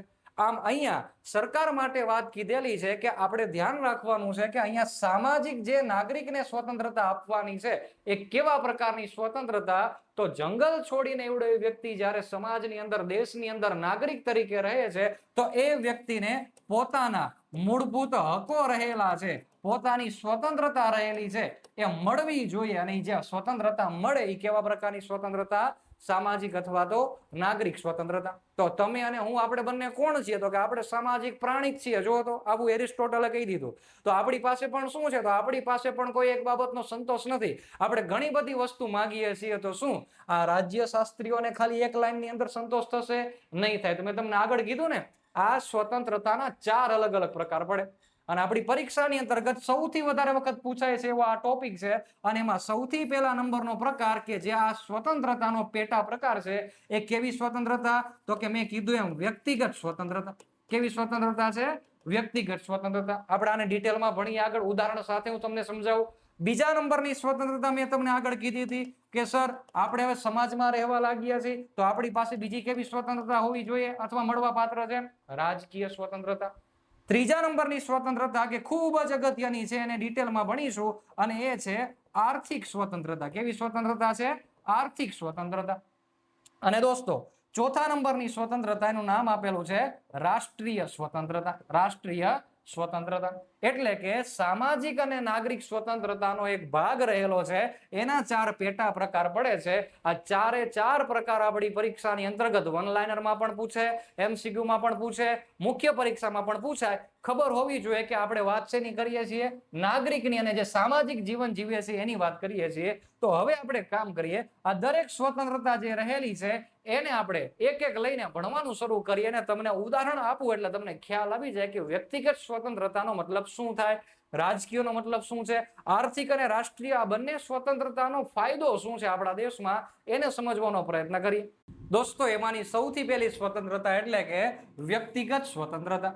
હવે વ્યક્તિગત સ્વતંત્રતાનો મતલબ શું થયો? તો કે તમારી પર્સનલ લાઈફ. આ પર્સનલ લાઈફ એટલે શું? તો કે અગાઉ મેં તમને કીધું કે સ્વતંત્રતાના 2 પાસા રહેલા છે. આ 2 પાસામાં કયા કયા? તો કે નકારાત્મક અને હકારાત્મક. એમાં હું એક વાક્ય બોલેલો તમને અવશ્ય યાદ હશે, અને વાક્ય એટલે કે મને મારા હાલ ઉપર છોડી દો. અહીંયા એવી જ વાત કીધેલી છે કે મને મારા હાલ ઉપર છોડી દો. કેવી રીતે છોડવાનું છે? તો કે હું મારું દૈનિક જીવન કેવી રીતે જીવું છું તે, હું મારા કોઈ પણ દિનચર્યામાં કેવા કેવા પ્રકારનો પોશાક પહેરું છું એ વસ્તુ, સાથોસાથ હું કયો ધર્મ અપનાવું છું, હું ધર્મની ઉપાસના કેવી રીતે કરું છું, આ દરેક બાબત જે છે એ મારી વ્યક્તિગત સ્વતંત્રતા છે. તો અહીંયા વ્યક્તિગત સ્વતંત્રતા રહેલી છે એ કેનો ભાગ રહેલો છે? સામાજિક અને નાગરિક સ્વતંત્રતાનો ભાગ રહેલો છે. આવો જ એક બીજો પ્રકાર છે જેનું નામ છે રાજકીય સ્વતંત્રતા. હવે રાજકીય સ્વતંત્રતા એટલે કે શું? તો કે વ્યક્તિ જે રાજ્યની અંદર રહે છે, જો આમ શબ્દ લખેલો છે, રાજકીયનો મતલબ શું થયો? વ્યક્તિ જે દેશમાં રહે છે, વ્યક્તિ જે રાજ્યમાં રહે છે, આપણે લખી નાખીએ વ્યક્તિ જે દેશમાં રહે છે, જે રાજ્યમાં રહે છે.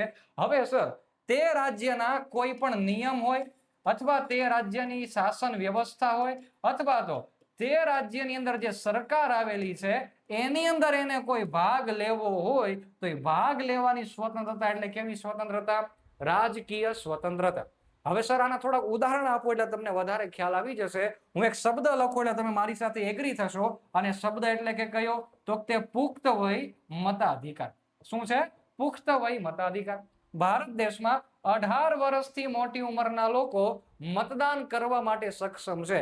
કોને મતદાન કરવું, કયા પક્ષને કરવું, એ તમે નિર્ણય જાતે લઈ શકો છો. એટલે જ આપણે કહીએ છીએ સાર્વભૌમ વયસ્ક મતાધિકાર.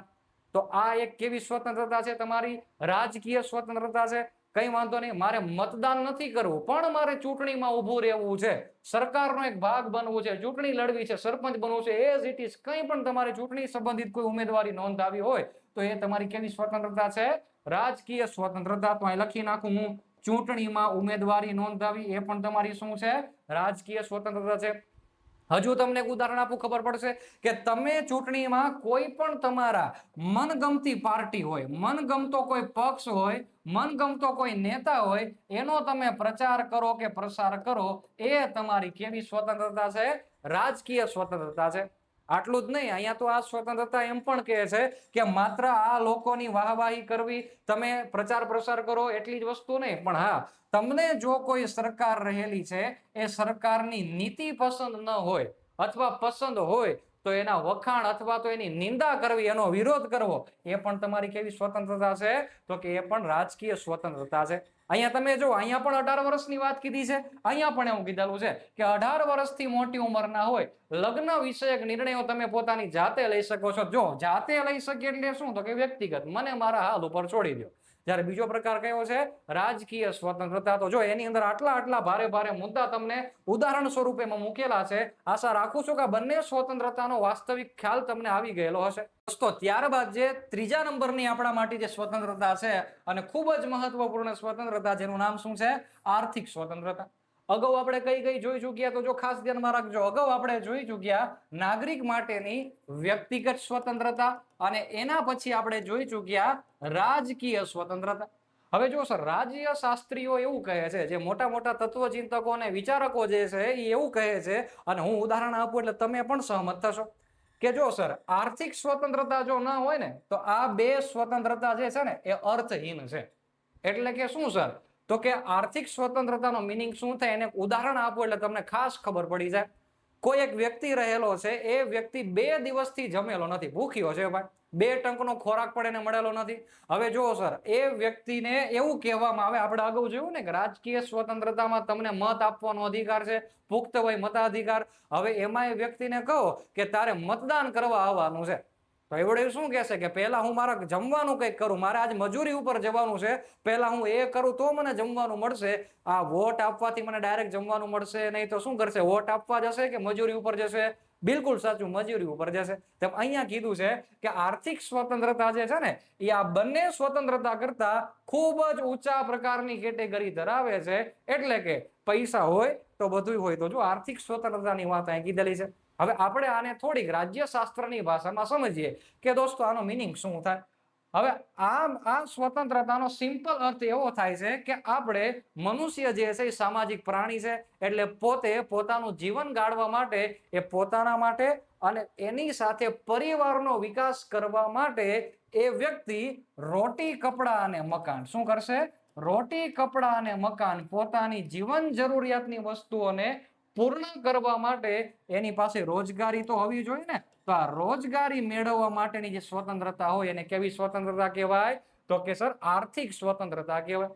તો સર આપણે અહીંયા દેશમાં રહેવાથી માત્ર આ 2 વસ્તુ, વોટ આપવાથી શું આપણું ઘર, આપણો પરિવાર ચાલશે? નહીં ચાલે. તો રાજ્યશાસ્ત્રી એવું કહે છે કે તમારે સાથે તમારું જીવન ગુજરાન ચલાવવા માટે રોજગારીની પૂરતી તકો તમને પ્રાપ્ત થાય, એ સ્વતંત્રતા એટલે કેવી સ્વતંત્રતા? આર્થિક સ્વતંત્રતા. હવે તમે નોકરી ઉપર જશો એટલે તમને શું મળશે? તો કે પગાર મળશે. તો એમાં શોષણ ન થવું જોઈએ, તો તમને તમારું જીવન જરૂરિયાત પ્રમાણે સંપૂર્ણ રીતના લઘુત્તમ વેતન અધિનિયમ જે આપણા ભારત દેશમાં કાયદો અમલમાં છે, એવી રીતે તમને યોગ્ય વેતન પણ મળતું હોવું જોઈએ. તો કે જે બિલકુલ તો યોગ્ય વેતન મેળવવાની પણ તમારો અધિકાર છે, તમારી સ્વતંત્રતા છે. એટલું જ નહીં, પરંતુ તમને જો કોઈ આવા વ્યાવસાયિક દ્રષ્ટિકોણથી જે જગ્યાએ તમે નોકરી કરો છો તો એમાં સંગઠન બનાવવાની પણ સ્વતંત્રતા તમને પ્રાપ્ત થાય છે. તમે મિલ મજૂર સત્યાગ્રહ આંદોલન એવું સાંભળેલું હશે, તો એમાં તમામ મિલના કર્મચારીઓ દ્વારા હડતાલ પાડવામાં આવેલી હતી. તો એ આઝાદી પહેલાની વાત હતી. અત્યારે જે હું તમને વાત કરું છું એવી જ રીતના સંગઠન બનાવવાની વાત પણ આપણને કઈ સ્વતંત્રતા આપે છે? આર્થિક સ્વતંત્રતા આપે છે. તો બધી સ્વતંત્રતાઓમાં જો કોઈ સ્વતંત્રતા આપણી પાસે ન હોય તો આપેલી તમામ સ્વતંત્રતા અર્થહીન છે. એ કઈ સ્વતંત્રતા? આર્થિક સ્વતંત્રતા. હવે એવી ને એવી જ એક સ્વતંત્રતા છે જેનું નામ સાંભળતા જ તમને એમ થઈ જાય કે સર આમાં કઈક અલગ વસ્તુ આવવાની છે, અને આ એટલે કઈ છે? રાષ્ટ્રીય સ્વતંત્રતા. આનો મિનિંગ શું થાય? તો જો સૌથી પહેલા હું તમને કહી દઉં કે આપણે જે કંઈ પણ વસ્તુ અત્યાર સુધીમાં ભણી ગયા એ બધી વસ્તુ જો કોઈ ઉપર ટકેલી હોય, ડિપેન્ડન્ટ હોય, તો એ કઈ સ્વતંત્રતા છે? રાષ્ટ્રીય સ્વતંત્રતા. સર મિનિંગ શું સમજાવો તો સૌથી પહેલા વ્યક્તિગત અધિકાર તમને ક્યારે મળે? તો કે તમે દેશના નાગરિક હોય તો. નંબર 2, રાજકીય અધિકાર ક્યારે મળે? તો કે તમે કોઈ દેશ અથવા તો રાજ્યની અંતર્ગત જોડાયેલા હોય તો. ત્રીજા નંબરમાં આર્થિક સ્વતંત્રતા તમને રોટી, કપડા, મકાન, રોજગારી બધું ક્યારે મળે? તો કે દેશમાં સરકાર હોય તો. પણ હું એક પ્રશ્ન પૂછું, જો દેશ જ ન હોય તો, રાષ્ટ્ર જ ન હોય તો, રાજ્ય જ ન હોય તો અહીંયા ખાસ એક બાબત ધ્યાન રાખવાની છે કે રાષ્ટ્રીય સ્વતંત્રતાનો સિમ્પલ મિનિંગ એવો થાય છે કે આ કોઈ એક વ્યક્તિ માટેની સ્વતંત્રતા નથી. આ સ્વતંત્રતા સમગ્ર દેશના લોકો માટે છે, સમગ્ર દેશમાં લાગુ પડે. મેં તમને આની અગાઉનો લેક્ચર જે હતો રાજ્યશાસ્ત્રનો ખ્યાલ, એમાં મેં તમને ટોપિક સમજાવેલો હતો જેનું નામ હતું સાર્વભૌમત્વ. હા કે ના? આ સાર્વભૌમત્વનો જે કન્સેપ્ટ સમજાવેલો એમાં ભારત દેશ પાસે ઉપરોક્ત 3 જોગવાઈ બધી હતી, પરંતુ સાર્વભૌમત્વ નહોતું. એટલે કે આપણે આપણા નિર્ણયો જાતે લઈ શકતા નહોતા. બ્રિટિશરો દ્વારા આપણા ઉપર નિયમો થોપવામાં આવતા. તો જો સર અહીંયા એ જ વાત કીધેલી છે કે આ બધી સ્વતંત્રતાને સાઈડમાં રાખો, પરંતુ જો દેશ જ નહીં હોય તો આ બધી સ્વતંત્રતા જે છે એનું કોઈ જ મૂલ્ય તમારા જીવનમાં રહેવાનું નથી.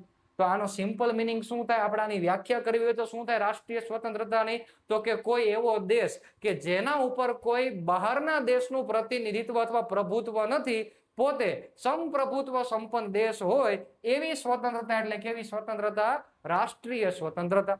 તો આપણે સ્વતંત્રતાના 4 અલગ અલગ પ્રકાર, પેલા મુખ્ય 3 ટોપિક જોયા, એમાં ત્રીજા નંબરની સ્વતંત્રતા આપણે જોયા સામાજિક અને નાગરિક, અને આ સ્વતંત્રતાના 4 આપણે અલગ અલગ પોઈન્ટ્સ જોયા. હવે આપણે ડિટેલ્સને થોડીક આગળ જોઈએ, કન્સેપ્ટ પ્રમાણે, ઇન્ડેક્સ પ્રમાણે એની આપણે શરૂઆત કરીએ. તમારી પાઠ્યપુસ્તકમાં GCRT ની અંદર સ્વતંત્રતાની નીચે જ એક સરસ મજાનો મુદ્દો મૂકેલો છે જે તમારી પરીક્ષા માટે તો ઉપયોગી છે, પરંતુ અન્ય કોઈ ક્ષેત્રમાં પણ આપણા માટે જાણવા જેવી માહિતી મળી રહે છે. એટલે મેં જે ટાઇટલ તમારા પાઠ્યપુસ્તકમાં આપેલું છે એઝ ઇટ ઇઝ એ જ ટાઇટલ મેં અહીંયા મૂકેલું છે.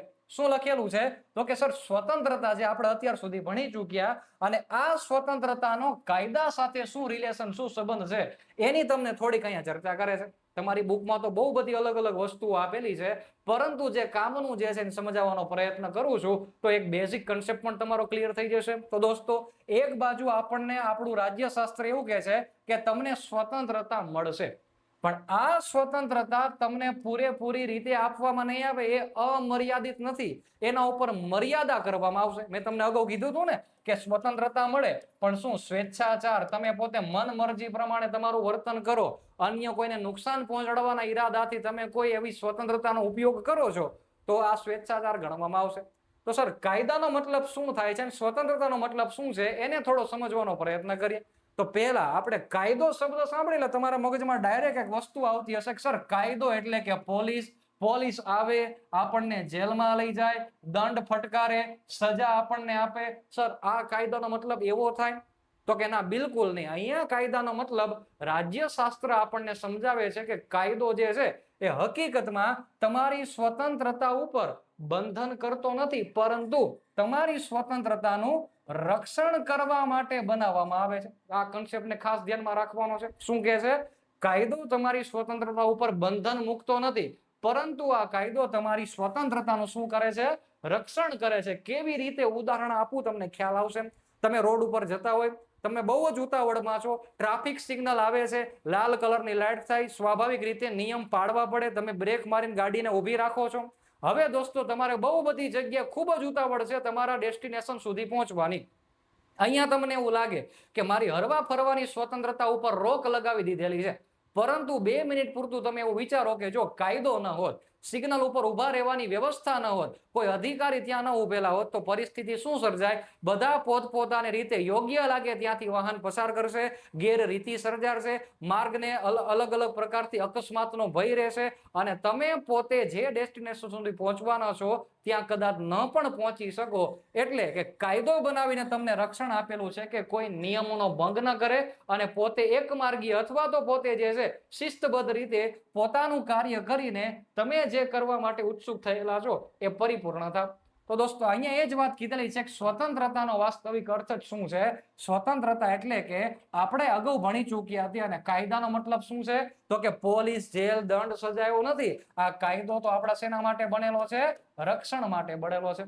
આમાં નામ એક તમને બીજું ઉદાહરણ આપું કે આપણને સ્વતંત્રતા મળે છે બોલવાની સ્વતંત્રતા. તો બિલકુલ સાચું. હવે તમે કોઈના ધર્મનું અપમાન કરો એવા શબ્દ બોલો, કોઈની જાતિ વિશે શબ્દ બોલો, તો શું આ ચાલશે? નહીં ચાલે. એને શું ગણવામાં આવે? સ્વેચ્છાચાર. તો સર જે વ્યક્તિ જે ધર્મ વિશે બોલો છો એનું રક્ષણ કરવા માટે વચ્ચે કોણ ઊભું છે? કાયદો ઉભેલો છે. આપણે કેવું હોય તો કહી શકાય કે સ્વતંત્રતા અને કાયદો એ બંને એક સિક્કાની 2 બાજુ છે, બંને ખાસ મિત્રો છે. બરોબર ને? હા કે ના? બિલકુલ સાચું. સૌથી પહેલા સ્વતંત્રતાની ચર્ચા કરી લીધી. બીજા નંબરનો મહત્વનો પિલર, પાયો, એની ચર્ચા કરવી છે, અને તમે બોર્ડ ઉપર જોઈ શકો છો. બીજા નંબરનો પાયો શું છે? સમાનતા. એટલે કે હવે આપણે સમાનતા અને એના પ્રકારો વિશેની ચર્ચા કરવી છે. પણ અગાઉ મેં કીધું તો એ જ પ્રમાણે આપણે ભણવાનું શરૂ રાખીશું. પાઠ્યપુસ્તકમાં જે આપેલું છે એ જ પ્રમાણે હું તમને ભણાવી રહ્યો છું. હા, ઉદાહરણ હું મારા તમને આપી રહ્યો છું જેથી કરીને તમને કન્સેપ્ટ ખબર પડે, અને એક્ઝામની અંતર્ગત જો કન્સેપ્ટ ક્લિયર હશે તો જ તમને પરીક્ષામાં કયો પ્રશ્ન પૂછાશે એનો જવાબ તમને ફાવશે. જે આપણે આગળ PYQ જોવાના છીએ એ આ લેક્ચર પૂરો કરશો એટલે તમને અંદાજ આવી જશે. તો દોસ્તો હવે અહીંયા સર આપણને સમાનતા નામનો જે શબ્દ આપણને જોવા મળે છે, તો પહેલા સમાનતાનો મિનિંગ થાય શું એ આપણને ખબર હોવી જોઈએ.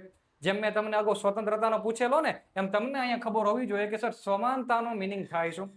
તો સમાનતા એટલે કે શું? તો જો સર કોઈ પણ રાજ્યમાં, કોઈ પણ દેશમાં કોઈને વિશેષ અધિકાર ન હોવા જોઈએ. શું ન હોવું જોઈએ? વિશેષ અધિકારો ન હોવા જોઈએ. એનો મતલબ શું થયો? કોઈ વ્યક્તિને વિશેષ અધિકાર જ નથી મળતા તો એ દેશ કેવો કહેવાય? સમાનતા ધરાવે છે એવો દેશ કહેવાય. સમજાય કે નહીં? તો જો સર આનો સિમ્પલ ભાષામાં મિનિંગ એવો થાય, કોઈને પણ વિશેષ અધિકાર ન મળવા એ પણ એક પ્રકારની શું છે? સમાનતા છે.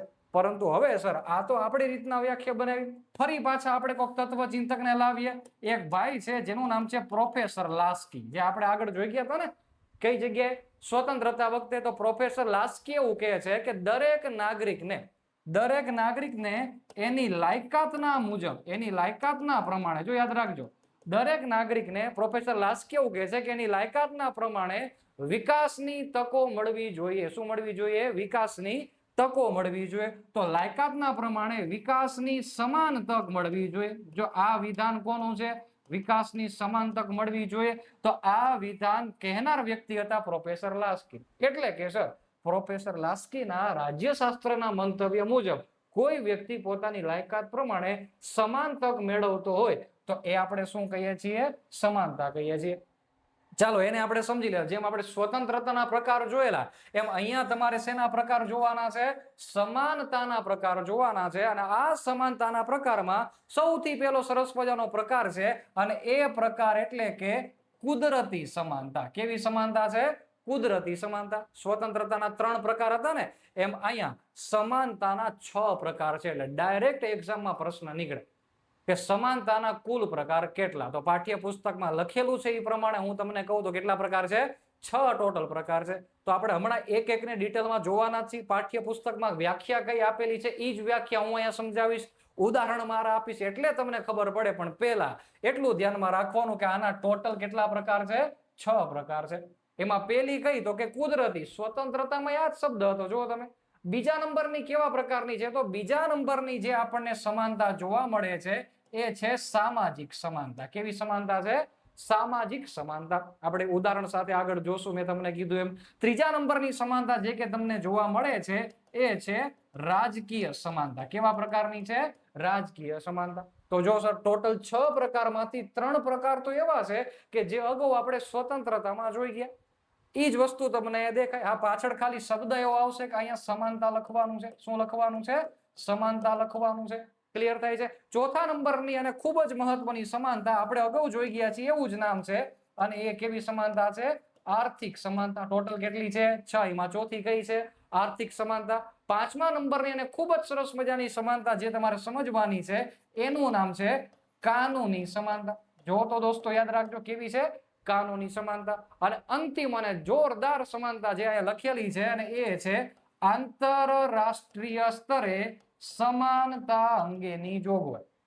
જો તો માત્ર દેશ પૂરતું નહીં, આંતરરાષ્ટ્રીય લેવલે, ઇન્ટરનેશનલ લેવલે પણ બધા દેશો સમાન હોય એવું પણ કંઈક થવું જોઈએ. તો જો માત્ર સમાનતાને એક આપણે તળાવની અંદર નથી રાખેલી, મોટો વિશાળ દરિયો આપણે આપેલો છે. હવે મારે અહીંયા કહેવાનું ખાસ રહ્યું, તમારું ધ્યાન દોરવાનું રહેલું છે કે જ્યારે આપણે સમાનતા એવો શબ્દ બોલતા હોય એટલે તમને ડાયરેક્ટ ખબર પડવી જોઈએ કે બંધારણમાં એક આખો ભાગ આપેલો છે જેનું નામ છે મૂળભૂત અધિકારો. અને એની અંદર અનુચ્છેદ 14 થી 18માં આપણને સમાનતાના અધિકાર આપેલા છે. હું આશા રાખું છું કે તમને આ 14 થી 18 અનુચ્છેદ આવડતા હશે. અન્યથા આગળ આપણે કોઈ સરસ મજાનો વિડીયો લાવીશું મૂળભૂત અધિકારોનો, એમાં ડિટેલમાં કન્સેપ્ટ આધારિત ભણશું. ઓકે, પણ અત્યારે તમારે સમાનતાના 6 પ્રકાર યાદ રાખવાના છે. એમાં કુદરતી, સામાજિક, રાજકીય, આર્થિક, કાનૂની અને આંતરરાષ્ટ્રીય સમાનતા. ટોટલ 6 સમાનતા અને મુખ્ય 3 સ્વતંત્રતા. એના પેટા 4 પ્રકાર આપણે અગાઉ જોઈ ગયા. આગળની માહિતીમાં આપણે જોઈએ સમાનતાના પ્રકારને આપણે ભણીએ એની પહેલા અગાઉ જેમ સ્વતંત્રતાના 2 પાસા જોયેલા હતા, અહીંયા પણ સમાનતાના આપણને અલગ અલગ 2 અભિગમ જોવા મળે છે, 2 પાસા જોવા મળે છે. બે ચહેરા જોવા મળે છે. અહીંયા ખાસ ધ્યાન, તમારા પાઠ્યપુસ્તકમાં આપેલું છે, ભાષા થોડીક અઘરી લાગતી હોય તો અત્યારે હું તમને બિલકુલ સમજાવી દઉં છું. એક પાસું છે હકારાત્મક અને બીજું પાસું છે નકારાત્મક. અહીંયા કેવા શું માંગે છે હું તમને સિમ્પલ ભાષામાં કહી દઉં કે સમાનતાની અંદર આ બંને અભિગમ એવું કહેવા માંગે છે કે સરકાર જે છે, સરકાર એ આપણા દેશની અંદર જે વંચિત વર્ગ છે, જે ગરીબ વર્ગ છે, જે નાગરિકો એવા રહેલા છે કે એમના ભલા માટે કયા પ્રકારે કામ કરે છે એ જોવાનો દ્રષ્ટિકોણ એટલે કેવો, તો કે એક હકારાત્મક અને બીજો કેવો છે નકારાત્મક. તો બંનેના અભિગમને આપણે સમજવાનો પ્રયત્ન કરીએ તો સારી વસ્તુ, પોઝિટિવ વસ્તુ પેલા ભણી લઈ. અને પોઝિટિવ વસ્તુ કઈ છે તો કે હકારાત્મક. સર આનો સિમ્પલ મિનિંગ શું થાય, તો હકારાત્મકનો સિમ્પલ મિનિંગ એવો થાય કે સરકાર જે રહેલી છે, સરકાર એ વંચિત વર્ગો, કેવા વર્ગો, વંચિત વર્ગો એટલે કેવા, તો કે જે ગરીબ છે, જે લોકોને પૂરેપૂરું અમીરો જેટલું સ્થાન મળેલું નથી, જે પોતે પોતાનું ગુજરાન ચલાવવા માટે સક્ષમ નથી, એવા વંચિત વર્ગોને સરકાર જે છે એ સંસાધનો આપીને સહાય કરશે. તો જો તો આ કેવો અભિગમ થયો, તો કે હકારાત્મક. હવે આનું હું એક સિમ્પલ ઉદાહરણ આપું એટલે તમને ખાસ ખબર પડી જશે કે અહીંયા આનો મતલબ શું થાય. હવે જો સર, એક અમીર ઘરનું બાળક છે અને ગરીબ ઘરનો છોકરો એટલે ગરીબ ઘરનું એક બાળક છે. આ બંને વ્યક્તિઓ પોતે અભ્યાસ શરૂ કરશે એટલે સ્કૂલમાં જશે. અમીર વ્યક્તિનું બાળક પ્રાઇવેટ સ્કૂલમાં ભણશે, જ્યારે સરકારી સ્કૂલની અંદર કોણ ભણશે, તો કે આ ગરીબ વ્યક્તિનો છોકરો જે સરકારીમાં ભણશે. હવે જ્યારે બંને પોતાનો અભ્યાસ પૂર્ણ કરીને કોઈ એક એવા સમાન પદ ઉપર નોકરી મેળવવા માટે જાય તો બંને માટે સરખી પરીક્ષા લેવામાં આવશે. હવે સરકાર તો કહેશે કે જો તો આપણે સમાનતાની વાત કરી છે તો મેં સમાન પરીક્ષા રાખી. કેવી પરીક્ષા રાખી? સમાન પરીક્ષા રાખી. એક્ઝામ આપો, જે પાસ કરે એની નોકરી. તો શું એનો મતલબ આવી સમાનતા કહેવાય? તો કે ના, બિલકુલ નહીં. અહીંયા સમાનતાનો મતલબ એવો છે કે જે પેલો ગરીબ વ્યક્તિ છે એને તમારે સંસાધન આપીને સહાય કરવી પડશે. કેવી સહાય કરવાની? તો કે સર સ્કોલરશીપ એને આપો, તો કે હા સર. પછી શું છે, તો કે ફ્રીમાં નિઃશુલ્ક જે છે પાઠ્યપુસ્તક આપો, તો કે હા નિઃશુલ્ક પાઠ્યપુસ્તક આપશો. એવી રીતે એ વ્યક્તિને ભણવામાં સરકાર સહાય કરશે. જો અમીર વ્યક્તિ તો પોતે પોતાનું ગુજરાન ચલાવશે, પણ ગરીબ વ્યક્તિનું કોણ? તો એના માટે સર સરકાર જે છે વંચિત વર્ગો અને ગરીબ વર્ગો માટે જે નિસહાય છે તેના માટે સરકાર જે છે પગલા લેશે. અને તમને બધાને ખબર છે કે બંધારણમાં આવેલો ભાગ નંબર 4 ડીપીએસપી રાજ્ય નીતિના માર્ગદર્શક સિદ્ધાંતો જે સરકારને આવા બધા કાર્યો કરવાની પ્રેરણા આપે છે. તો આશા રાખું છું કે ભાગ નંબર 4 ડીપીએસપી ને તમે જાણતા હશો. તો આ ઉદાહરણ જે છે એવું સમજાવે છે કે જે આ વંચિત વર્ગો છે એને કોમ્પિટિશનની અંદર અમીરોની સાથે લેવલમાં લાવવા માટે સરકારે શું કરવી પડશે? સહાય કરવી પડશે. અને એટલું જ નહીં, બીજી બાજુ સર અહીંયા એક નકારાત્મક અભિગમ જોવા મળે છે. નકારાત્મક અભિગમનો મતલબ શું થયો? તો કે જો સર, આ દેશની અંદર અમીર વ્યક્તિ તો પોતે પોતાનું ગુજરાન ચલાવશે, પણ ગરીબ વ્યક્તિ માટે અહીંયા સરકારે કીધું છે કે અમીર લોકો જે રહેલા છે એ વ્યક્તિના નકારાત્મક જે કંઈ પણ એની ઘટનાઓ હોય એના ઉપર નિયંત્રણ લાગવાનું કામ એ કોણ કરશે? તો કે સરકાર કરશે. હવે કેવી રીતે તમે વિચાર કરો, ઉદાહરણ આપો એટલે તમને ખાસ ખબર પડી જાય. કોઈ એક ગામડું છે, આ ગામની અંદર એક અમીર વ્યક્તિ તમામ ગામના લોકોની જમીન ખરીદી લે છે અને એ જ જમીન ઉપર એ જ ગામના વ્યક્તિઓને કામ કરવા રાખવા માટેનું જણાવે છે. તો અહીંયા શોષણ કોનું થશે? તો કે ગરીબ વ્યક્તિનું. શોષણ કોનું થશે? વંચિત વ્યક્તિનું. તો એના માટે આપણે અહીંયા કંઈક નિયમ બનાવવા પડશે. તો કે હા, તો તમારી પાઠ્યપુસ્તકમાં જે ઉદાહરણ આપેલું છે એ જ લખું છું, જમીન ટોચ મર્યાદા. એટલે કે એક બાઉન્ડ્રી બનાવી દેવામાં આવશે કે આનાથી વધારે જમીન રાખી શકાય નહીં. તો દોસ્તો, આ એક નકારાત્મક અભિગમ દર્શાવે છે સમાનતાનો, અને એક બાજુ હકારાત્મક અભિગમ દર્શાવે છે. પણ તમે બંનેમાં જોઈ લો, બંનેમાં કલ્યાણ કોનું છે? તો કે બંનેમાં કલ્યાણ જે છે એ સરકાર વંચિત વર્ગોનું કરશે, નબળા વર્ગોનું કરશે, પછાત વર્ગોનું કરશે. સાથોસાથ જે વ્યક્તિ ગરીબ છે એને કલ્યાણના કામ કરશે. એટલા જ માટે ભાગ નંબર 4 માં આપણા ભારત દેશને કલ્યાણકારી રાજ્ય બનાવવાની વાત કીધેલી છે. તો અહીંયા આ બે અભિગમ આશા રાખું છું કે બંનેને ઉદાહરણ દ્વારા તમે પૂરેપૂરા સમજી ચૂકેલા હશો. હવે પાઠ્યપુસ્તકમાં જોશો તો કદાચ તમને એમાંથી માહિતી સમજાશે. અન્યથા આ બે બાબતને ખાસ ધ્યાનમાં રાખવાની. પરીક્ષામાં ડાયરેક્ટ પૂછાઈ શકે એવા પ્રશ્નો છે કે સમાનતાના કુલ કેટલા અભિગમ છે? 1 2 4 5 મૂકે આપણે કેટલા લખવાના છે? 2 લખવાના છે. દોસ્તો આપણે અગાઉ 6 અલગ અલગ પ્રકાર સમાનતાના જોયા. દરેકને વિગતવાર સમજવાનો, ઉદાહરણ સાથે સમજવાનો પ્રયત્ન કરીએ. દરેક સમાનતાને નીચે મેં જે લાઈન લખેલી છે એ દરેક લાઈન તમારા પાઠ્યપુસ્તકમાં આપેલી છે, પણ હું એને મારી રીતે થોડી સમજાવું એટલે તમને વધારે સમજણ પડી જાય. ચાલો, સૌથી પહેલી સમાનતા આપણે કઈ જોયેલી? કુદરતી સમાનતા. જન્મ દ્વારા મળતી તમને સમાનતા, જન્મસિદ્ધ તમારો અધિકાર હોય તેવી સમાનતા. તો સર પાઠ્યપુસ્તકમાં એવું આપેલું છે કે કુદરતે કે ભગવાને બધા જ મનુષ્યોને સમાન બનાવ્યા છે. એ તો બિલકુલ સાચી વાત. તેથી સમાજમાં જ્ઞાતિ, રંગ, જાતિ, લિંગ, જન્મ કે ધર્મસ્થાનના આધારે, ધર્મના આધારે કોઈની સાથે ભેદભાવ રાખી શકાય નહીં. તો દોસ્તો અહીંયાથી એવું શીખવા મળે છે કે જેમ સૂર્યપ્રકાશ અમીર, ગરીબ, નાના, મોટા બધા વ્યક્તિઓ ઉપર સમાન પ્રકાશ આપે છે, એવી રીતે સરકારે પણ એવી દ્રષ્ટિકોણ રાખવાનો છે કે દરેકને કેવી સમાનતા પ્રાપ્ત થવી જોઈએ? કુદરતી સમાનતા પ્રાપ્ત થવી જોઈએ. તો પ્રથમ પ્રયત્ન એ છે કે 6 પ્રકારમાંથી પહેલો પ્રકાર કુદરતી સમાનતા જોઈ લીધી હોય તો એના પછી બીજો સરસ મજાનો મુદ્દો અને બીજી સમાનતા એટલે કેવી સમાનતા? સામાજિક સમાનતા, સોશિયલ ઇક્વાલિટીની અહીંયા વાત કરેલી છે. પાઠ્યપુસ્તકમાં વ્યાખ્યા કે આપેલી છે, સમાજના સભ્ય તરીકે તમામ મનુષ્યોને પાયાના સામાજિક હકો એક સમાન રીતે મળવા જોઈએ. કોઈ જ્ઞાતિ કે ધર્મના આધારે સમાજમાં નાનો મોટો કોઈ વ્યક્તિ કે કોઈ સમાજ કે કોઈ સમૂહ ન હોવો જોઈએ. હવે અહીંયા હું તમને મોટી વાત કરું તો અહીંયા વાત એવી કહેવા માંગે છે કે કોઈ પણ પ્રકારનો ભેદભાવ જે છે એ થવો જોઈએ નહીં. શું ન થવો જોઈએ? ભેદભાવ જે છે એ થવો જોઈએ નહીં. કેવા પ્રકારનો ભેદભાવ? તો તમે બંધારણની અંદર અનુચ્છેદ નંબર 15 ને વાંચેલો હશે. અગાઉ જે આપણે કુદરતી સમાનતા જોઈ એમાં આ લાગુ પડે, અહીંયા સામાજિક સમાનતા જો એમાંય લાગુ પડે. અને મારે સામાજિક સમાનતામાં એક અનુચ્છેદ મૂકવો હોય તો લખી નાખો. અને આ અનુચ્છેદ તમને તો ખબર જ હશે. શું લખેલું છે? તો કે અસ્પૃશ્યતા નાબૂદી. શું લખેલું છે? અસ્પૃશ્યતા નાબૂદી. તો જો સર કોઈ વ્યક્તિને પોતે અસ્પૃશ્ય ગણીને એની સાથે ભેદભાવ કરવાનો નથી. તો જો કેવી સમાનતા છે આપણા માટે? સામાજિક સમાનતા છે. સરકારે એના માટે 1955માં અનટચએબિલિટી એક્ટ નામનો કાયદો પણ બનાવેલો છે. તો જો સર સમાનતા લાવવા માટે પ્રયત્ન કરેલો કે નહીં? બિલકુલ. ઓકે સર, બીજી બાબત કે અસ્પૃશ્યતાના નામથી આવા કોઈ પણ ભાવથી મંદિરમાં પ્રવેશવા, ધર્મસ્થાનની અંદર પ્રવેશવા કોઈ પણ પ્રકારનો હકારાત્મક કે નકારાત્મક નિર્ણય એ લઈ શકાતો નથી. કારણ કે શું છે આપણા દેશમાં? સામાજિક સમાનતા. એ પણ એક પ્રકાર છે, આપણે જોઈ શકીએ. તો અનુચ્છેદ 15માં એ જ લખેલું છે, કોઈ વ્યક્તિના ધર્મ, જાતિ, જ્ઞાતિ, લિંગ, જન્મસ્થળ કે વંશ આધારિત ભેદભાવ કરી શકાશે નહીં.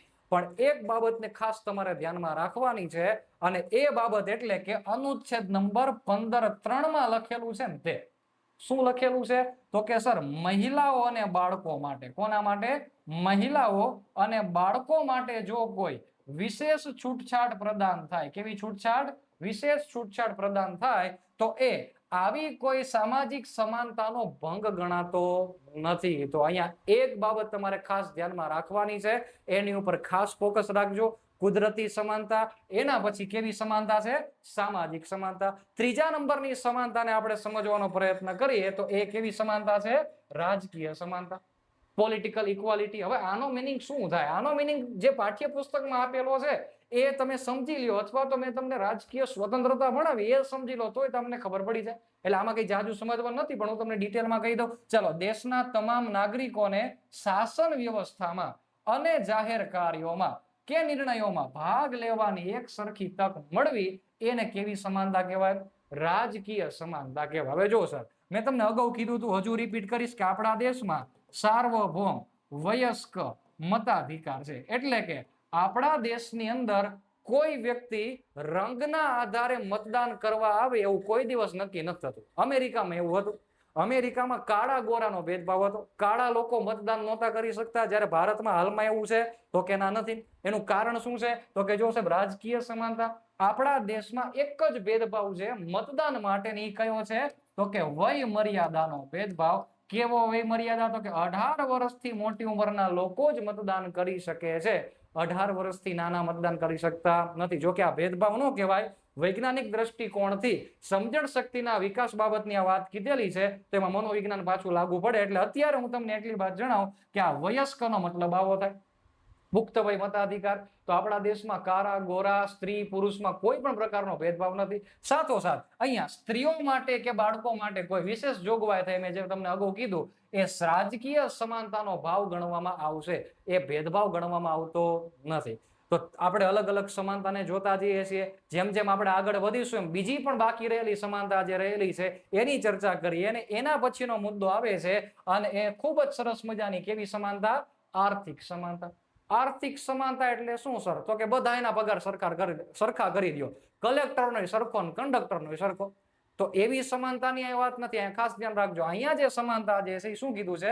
વ્યક્તિને પોતાની અને પરિવારની મૂળભૂત જરૂરિયાતો સંતોષવા માટે પૂરતી આર્થિક તકો અને વાતાવરણ મળવું એ કેવા પ્રકારની સમાનતા છે? આર્થિક સમાનતા છે. એનો મતલબ એવો નથી કે બધાના પગાર સરખા કરી દેવામાં આવે. જોજો, યાદ રાખજો. તો અહીંયા તમારે મુદ્દો સમજવાનો છે કે આર્થિક સમાનતા. મોટા મોટું તમારે 6 સમાનતાના ભાગ યાદ રાખવાના છે, પ્રકાર યાદ રાખવાના છે, અને એની અંદરના તમારે અમુક ઉદાહરણોને ખાસ ધ્યાનમાં રાખવાના. એના પછી સરસ મજાની એક સમાનતા આવે છે અને એ છે કાનૂની સમાનતા. હવે દોસ્તો અહીંયા તમારે થોડુંક સમજવાનું છે, કારણ કે અહીંયાથી આપણા પ્રશ્ન બને એવું મને લાગે છે. 18મી સદીમાં સામંતશાહીના અત્યાચારો સામે આ માંગ ઉઠી હતી.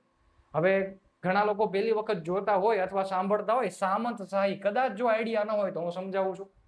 બીજા નંબરમાં આમાં 2 મુખ્ય સિદ્ધાંતો રહેલા છે, કાયદા સમક્ષ સમાનતા અને કાયદાનું સમાન રક્ષણ. ચલો તમારા માટે પ્રશ્ન, બંધારણની અંદર કયા અનુચ્છેદમાં આવી બાબત તમને દ્રશ્યમાન થાય છે? સાથોસાથ આ બાબત અનુચ્છેદ તો તમારે લખવાનો છે, સાથોસાથ એ પણ લખવાનું છે કે કાયદા સમક્ષ સમાનતા એનો સ્ત્રોત કયા દેશ પાસેથી લીધેલો છે અને કાયદાનું સમાન રક્ષણ એ સ્ત્રોત કયા દેશ પાસેથી લીધેલો છે. તમારે મને અહીંયા સુધી વિડીયોમાં પહોંચેલા હોય તો કમેન્ટ બોક્સમાં આનો જવાબ આપવાનો રહેશે. હવે હું તમને સમજાવું કે કાનૂની સમાનતાની અંદર આ સામંતશાહીને આ બધા ઉદાહરણ શા માટે લખેલા. તો દોસ્તો અહીંયાથી પહેલો જ પ્રશ્ન નીકળે કે કાનૂની સમાનતા કેવા પ્રકારની શાસન વ્યવસ્થાના ભાગ રૂપે અસ્તિત્વમાં આવેલી? તો તમારે જવાબમાં લખવાનું છે શું? સામંતશાહી. હવે દોસ્તો સામંતશાહી એટલે શું? તો કે વાસ્તવિક જો હું તમને વાત કરું તો 18મી સદી અહીં લખેલું છે.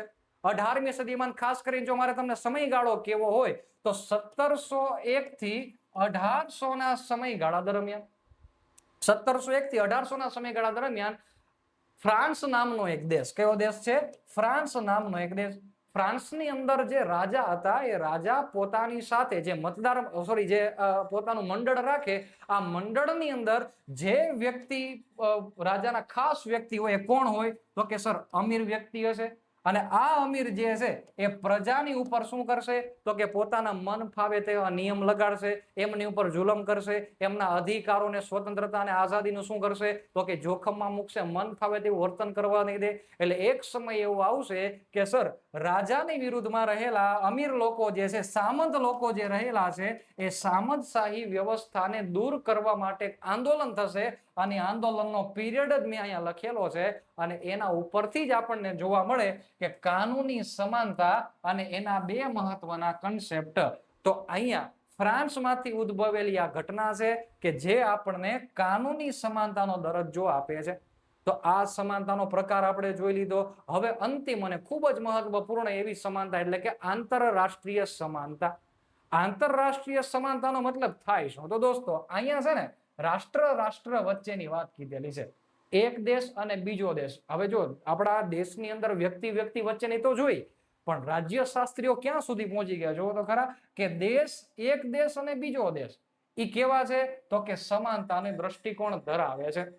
હવે અહીંયા આ વાત સાથે કદાચ હું સહમત ન થઉં, જેમ કે ભારત અને પાકિસ્તાન, તો શું બંને વચ્ચે સમાનતા છે? નહીં. અહીંયા એની વાત નથી થતી. અહીંયા શેની વાત થાય છે? તો કે જો સર પૃથ્વીના નકશા ઉપર ગમે તેવી મોટી વ્યવસ્થા ધરાવતો ગમે તેવો પાવરફુલ દેશ હોય, જેમ કે અમેરિકા હોય, રશિયા નામનો દેશ હોય, આપણો ભારત દેશ પણ હોય, તો શું આ બધા દેશો જે રહેલા છે એની સાથે નાના દેશો જેમ કે ભૂટાન છે, નેપાળ છે, આવા બધા દેશો રહેલા છે, એ બધાને પણ સમાન ગણવાના છે. કેવી રીતે? ઉદાહરણ આપો. તો દોસ્તો તમે નામ સાંભળેલું હશે યુનાઇટેડ નેશન. આ યુનાઇટેડ નેશન્સની એક સભા થાય છે, યુનાઇટેડ નેશન્સ સિક્યુરિટી કાઉન્સિલ. આની અંદર જ્યારે મતદાન થાય ત્યારે દરેક વ્યક્તિને એક એક વોટ આપવાનો જ અધિકાર છે. તમે જો એવું નહીં કે અમેરિકા છે 4 વોટ નાખી, ભારત છે તો 3 વોટ, પાકિસ્તાનને એકેય ન દે, ભૂટાન અને નેપાળને એક, એવું નહીં. બધા માટે કેટલા? તો કે સમાન એક એક વોટ આપવાનું છે. તો અહીંયા પણ જો સમાનતા જોવા મળતી હોય તો આંતરરાષ્ટ્રીય કાયદાની નજરમાં દુનિયાના તમામ દેશો પણ કેવા છે? સમાન છે. તો મેં અહીંયા તમને 6 અલગ અલગ સમાનતા તમારા પાઠ્યપુસ્તકમાં આપેલી છે, એ રીતે સમજાવેલી છે. આગળના મુદ્દાની ચર્ચા કરીએ. દોસ્તો, તમારા પાઠ્યપુસ્તકમાં એક તુલનાત્મક અભ્યાસ પણ આપેલો છે, અને કયા કયા બે ટોપિક્સ વચ્ચે છે? તો એક સમાનતા અને બીજો કયો છે? સ્વતંત્રતા વચ્ચે. કે આ બંને વચ્ચેનો સંબંધ શું છે? આપણે સ્વતંત્રતા અગાઉ જોઈ ગયા અને અત્યારે આપણે સમાનતા પૂરી કરી લીધી. બંને વચ્ચે રિલેશન છે શું? તો હકીકતમાં આ બંને વચ્ચે રિલેશન એ જ છે કે બંને એકબીજાના પૂરક છે. શું છે? બંને એકબીજાના પૂરક છે. પૂરક એટલે શું? તો કે મિત્ર. આને એના વગર નહીં ચાલે અને આને આના વગર નહીં ચાલે. પાક્કા બેસ્ટ ફ્રેન્ડ છે. ઉદાહરણ આપો એટલે ખબર પડે તમને. હવે જો માની લ્યો કે આપણે કોઈ પણ માત્ર દેશની અંદર જો સરકાર જે છે એ માત્ર સ્વતંત્રતા જ આપે તો શું થાય? કે સમાનતા નથી આપવી, માત્ર સ્વતંત્રતા આપીએ તો શું થાય?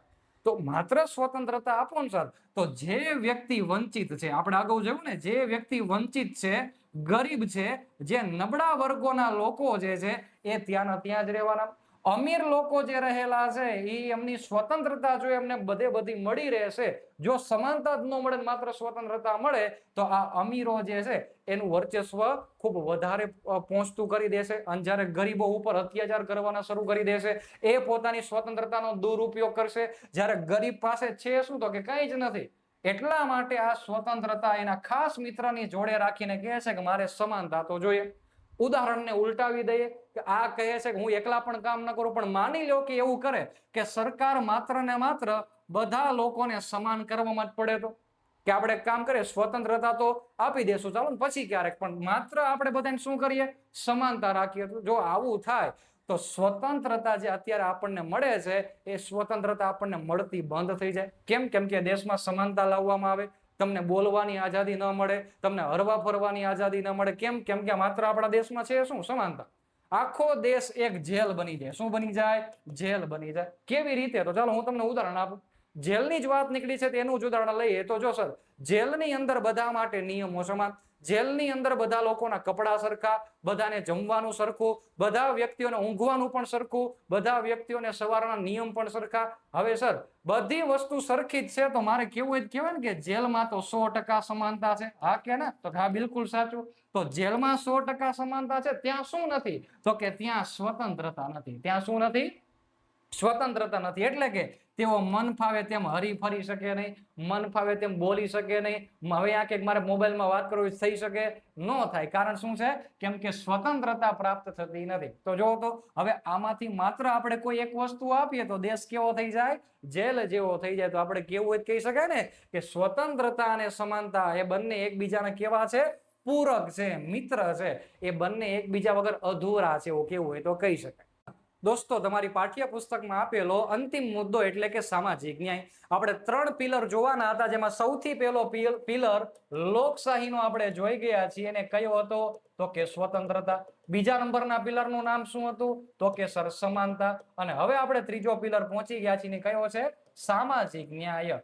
દોસ્તો, જ્યારે આપણે ન્યાયની વાત કરતા હોય ત્યારે તમને એક વસ્તુની યાદ આવવી જ જોઈએ, અને કયો ન્યાય છે? તો કે આપણા આમુખની અંતર્ગત જે તમને 3 ન્યાય દેખાય છે ને તે. તો આમુખમાં 3 ન્યાય કયા? તો કે એક તો આપણે અત્યારે ભણવાના છીએ તે સામાજિક ન્યાય, બીજા નંબરમાં કેવો ન્યાય ભણવાના છીએ? તો કે આર્થિક ન્યાય, અને ત્રીજા નંબરમાં કેવો ન્યાય આપેલો છે? રાજકીય. પરંતુ અહીંયા નોટ ડાઉન તમારે ખાસ ધ્યાનમાં રાખવાનું, લોકશાહીના પાયામાં તમને જો ન્યાય પૂછે તો કયો ન્યાય છે? માત્ર સામાજિક. કયો ન્યાય છે? સામાજિક. તો સર, સામાજિક ન્યાયનો મિનિંગ થાય શું? સોશિયલ જસ્ટિસનો મિનિંગ શું થાય? સામાજિક ન્યાયનો વાસ્તવિક મિનિંગ શું થાય? અત્યાર સુધી જે બધું ભણતા આવતા હતા ને એ બધી વસ્તુ તમારા એક જ લાઈનમાં લખવાની હોય. શું છે? તો કે આપણા દેશની અંદર આપણા સામાજિક દ્રષ્ટિકોણથી જે વ્યક્તિઓ આપણા દેશમાં વંચિત વર્ગો છે, કેવા વર્ગો છે? વંચિત વર્ગો છે, પછાત વર્ગો છે, નબળા વર્ગો છે, આ બધા લોકોને સરકાર જે છે એ કાનૂની દ્રષ્ટિકોણથી અથવા તો આર્થિક દ્રષ્ટિકોણથી, કેવા?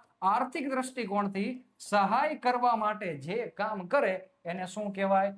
સામાજિક ન્યાય કહેવાય. એને કેવા ન્યાય કહેવાય? સામાજિક ન્યાય કહેવાય. આમને પણ પૂરેપૂરો અધિકાર છે. એમના માટે કાયદો બનાવીને એમને થોડાક ઉપર લાવશે અથવા તો એમને આર્થિક રીતે સદ્ધર કરશે. મેં અગાઉ સ્કોલરશીપનું ને ઉદાહરણ આપેલું, તો જો એ આર્થિક ન્યાય પણ ગણી શકાય. વાત સામાજિક ધોરણે ચાલે છે, એટલે અગત્યનો ન્યાય કોઈ જો હોય આ ત્રણેયમાંથી, તે કયો છે? સામાજિક ન્યાય છે. ઉદાહરણ આપું તો તમને ખ્યાલ આવશે કે આપણા દેશમાં દરેક બાળકોને સારી એવી સ્કૂલોમાં ભણાવવા માટે જે આ પ્રકારના વંચિત, પછાત અને નબળા લોકો છે, બાળકો છે, એ બધા લોકો માટે સરકાર દ્વારા આરટીઈ નામનો કાયદો બનાવવામાં આવ્યો. તો જો મેં તમને કીધું કાયદો બનાવ્યો એટલે કાનૂની જોગવાઈ થઈ. હા કે ના? સ્કોલરશીપની ભલામણ, આર્થિક જોગવાઈ થઈ. હજી આપણે જો આગળ વધીએ તો ગામડાની અંદર છેવાડામાં જેટલા પણ લોકો રહે છે જેને પૂરેપૂરું શિક્ષણ મળેલું નથી, તેવા લોકોની સહાય કરવા માટે સરકાર જે રહેલી છે એને પંચાયતી રાજ અંતર્ગત સામાજિક ન્યાય સમિતિ દરેક સ્તરે બનાવવાનું નક્કી કરેલું છે. તો તમને ખબર હોવી જોઈએ સામાજિક ન્યાય સમિતિ પંચાયતના ત્રણેય સ્તરે. ઝીણાભાઈ દરજી તમને યાદ હોવા જોઈએ. સાથોસાથ એ બધી વાતને સાઈડમાં રાખો, પરંતુ કાનૂની દ્રષ્ટિકોણ ને આર્થિક દ્રષ્ટિકોણ, રાજકીય દ્રષ્ટિકોણને પણ તમે લઈ લો. ટૂંકમાં ત્રણેય ન્યાયને જો ધ્યાનમાં રાખો તો સરકાર દ્વારા પંચાયતી રાજની અંતર્ગત મહિલા અનામત પણ મૂકેલું છે. યાદ છે ને? પંચાયતી રાજની વાત નીકળે છે. 73મો સુધારો, 74મો સુધારો તમારા પાઠ્ય પુસ્તકમાં આ જ ટોપિકની અંદર આપેલું છે. હું એ જ ભણાવું છું, યાદ રાખજો. બાકી જો 73મો 74મો સુધારો ડિટેલમાં ભણવો હોય તો યુટ્યુબ ની અંદર આપણો વિડીયો લેક્ચર ઉપલબ્ધ છે, તમે જોઈ શકો છો. પંચાયતી રાજનો સંપૂર્ણ લેક્ચર રિવિઝન સ્વરૂપે છે. ઓકે, મહિલા અનામત છે ગુજરાતમાં 50% છે, જ્યારે કાયદાકીય દ્રષ્ટિકોણથી કેટલા ટકા છે? 33% છે. તો આ બધી બાબતો જે તમે અહીંયા જોવો છો એ લોકશાહીનો 3જા નંબરનો મૂળભૂત પાયો છે, જેનું નામ છે સામાજિક ન્યાય. અને ન્યાયની વાત નીકળતી હોય તો એ પણ ખબર હોવી જોઈએ કે આમુખમાં 3 ન્યાય તમને દ્રશ્યમાન થાય છે, જેમાં લોકશાહીનો કયો પાયો છે? સામાજિક ન્યાય.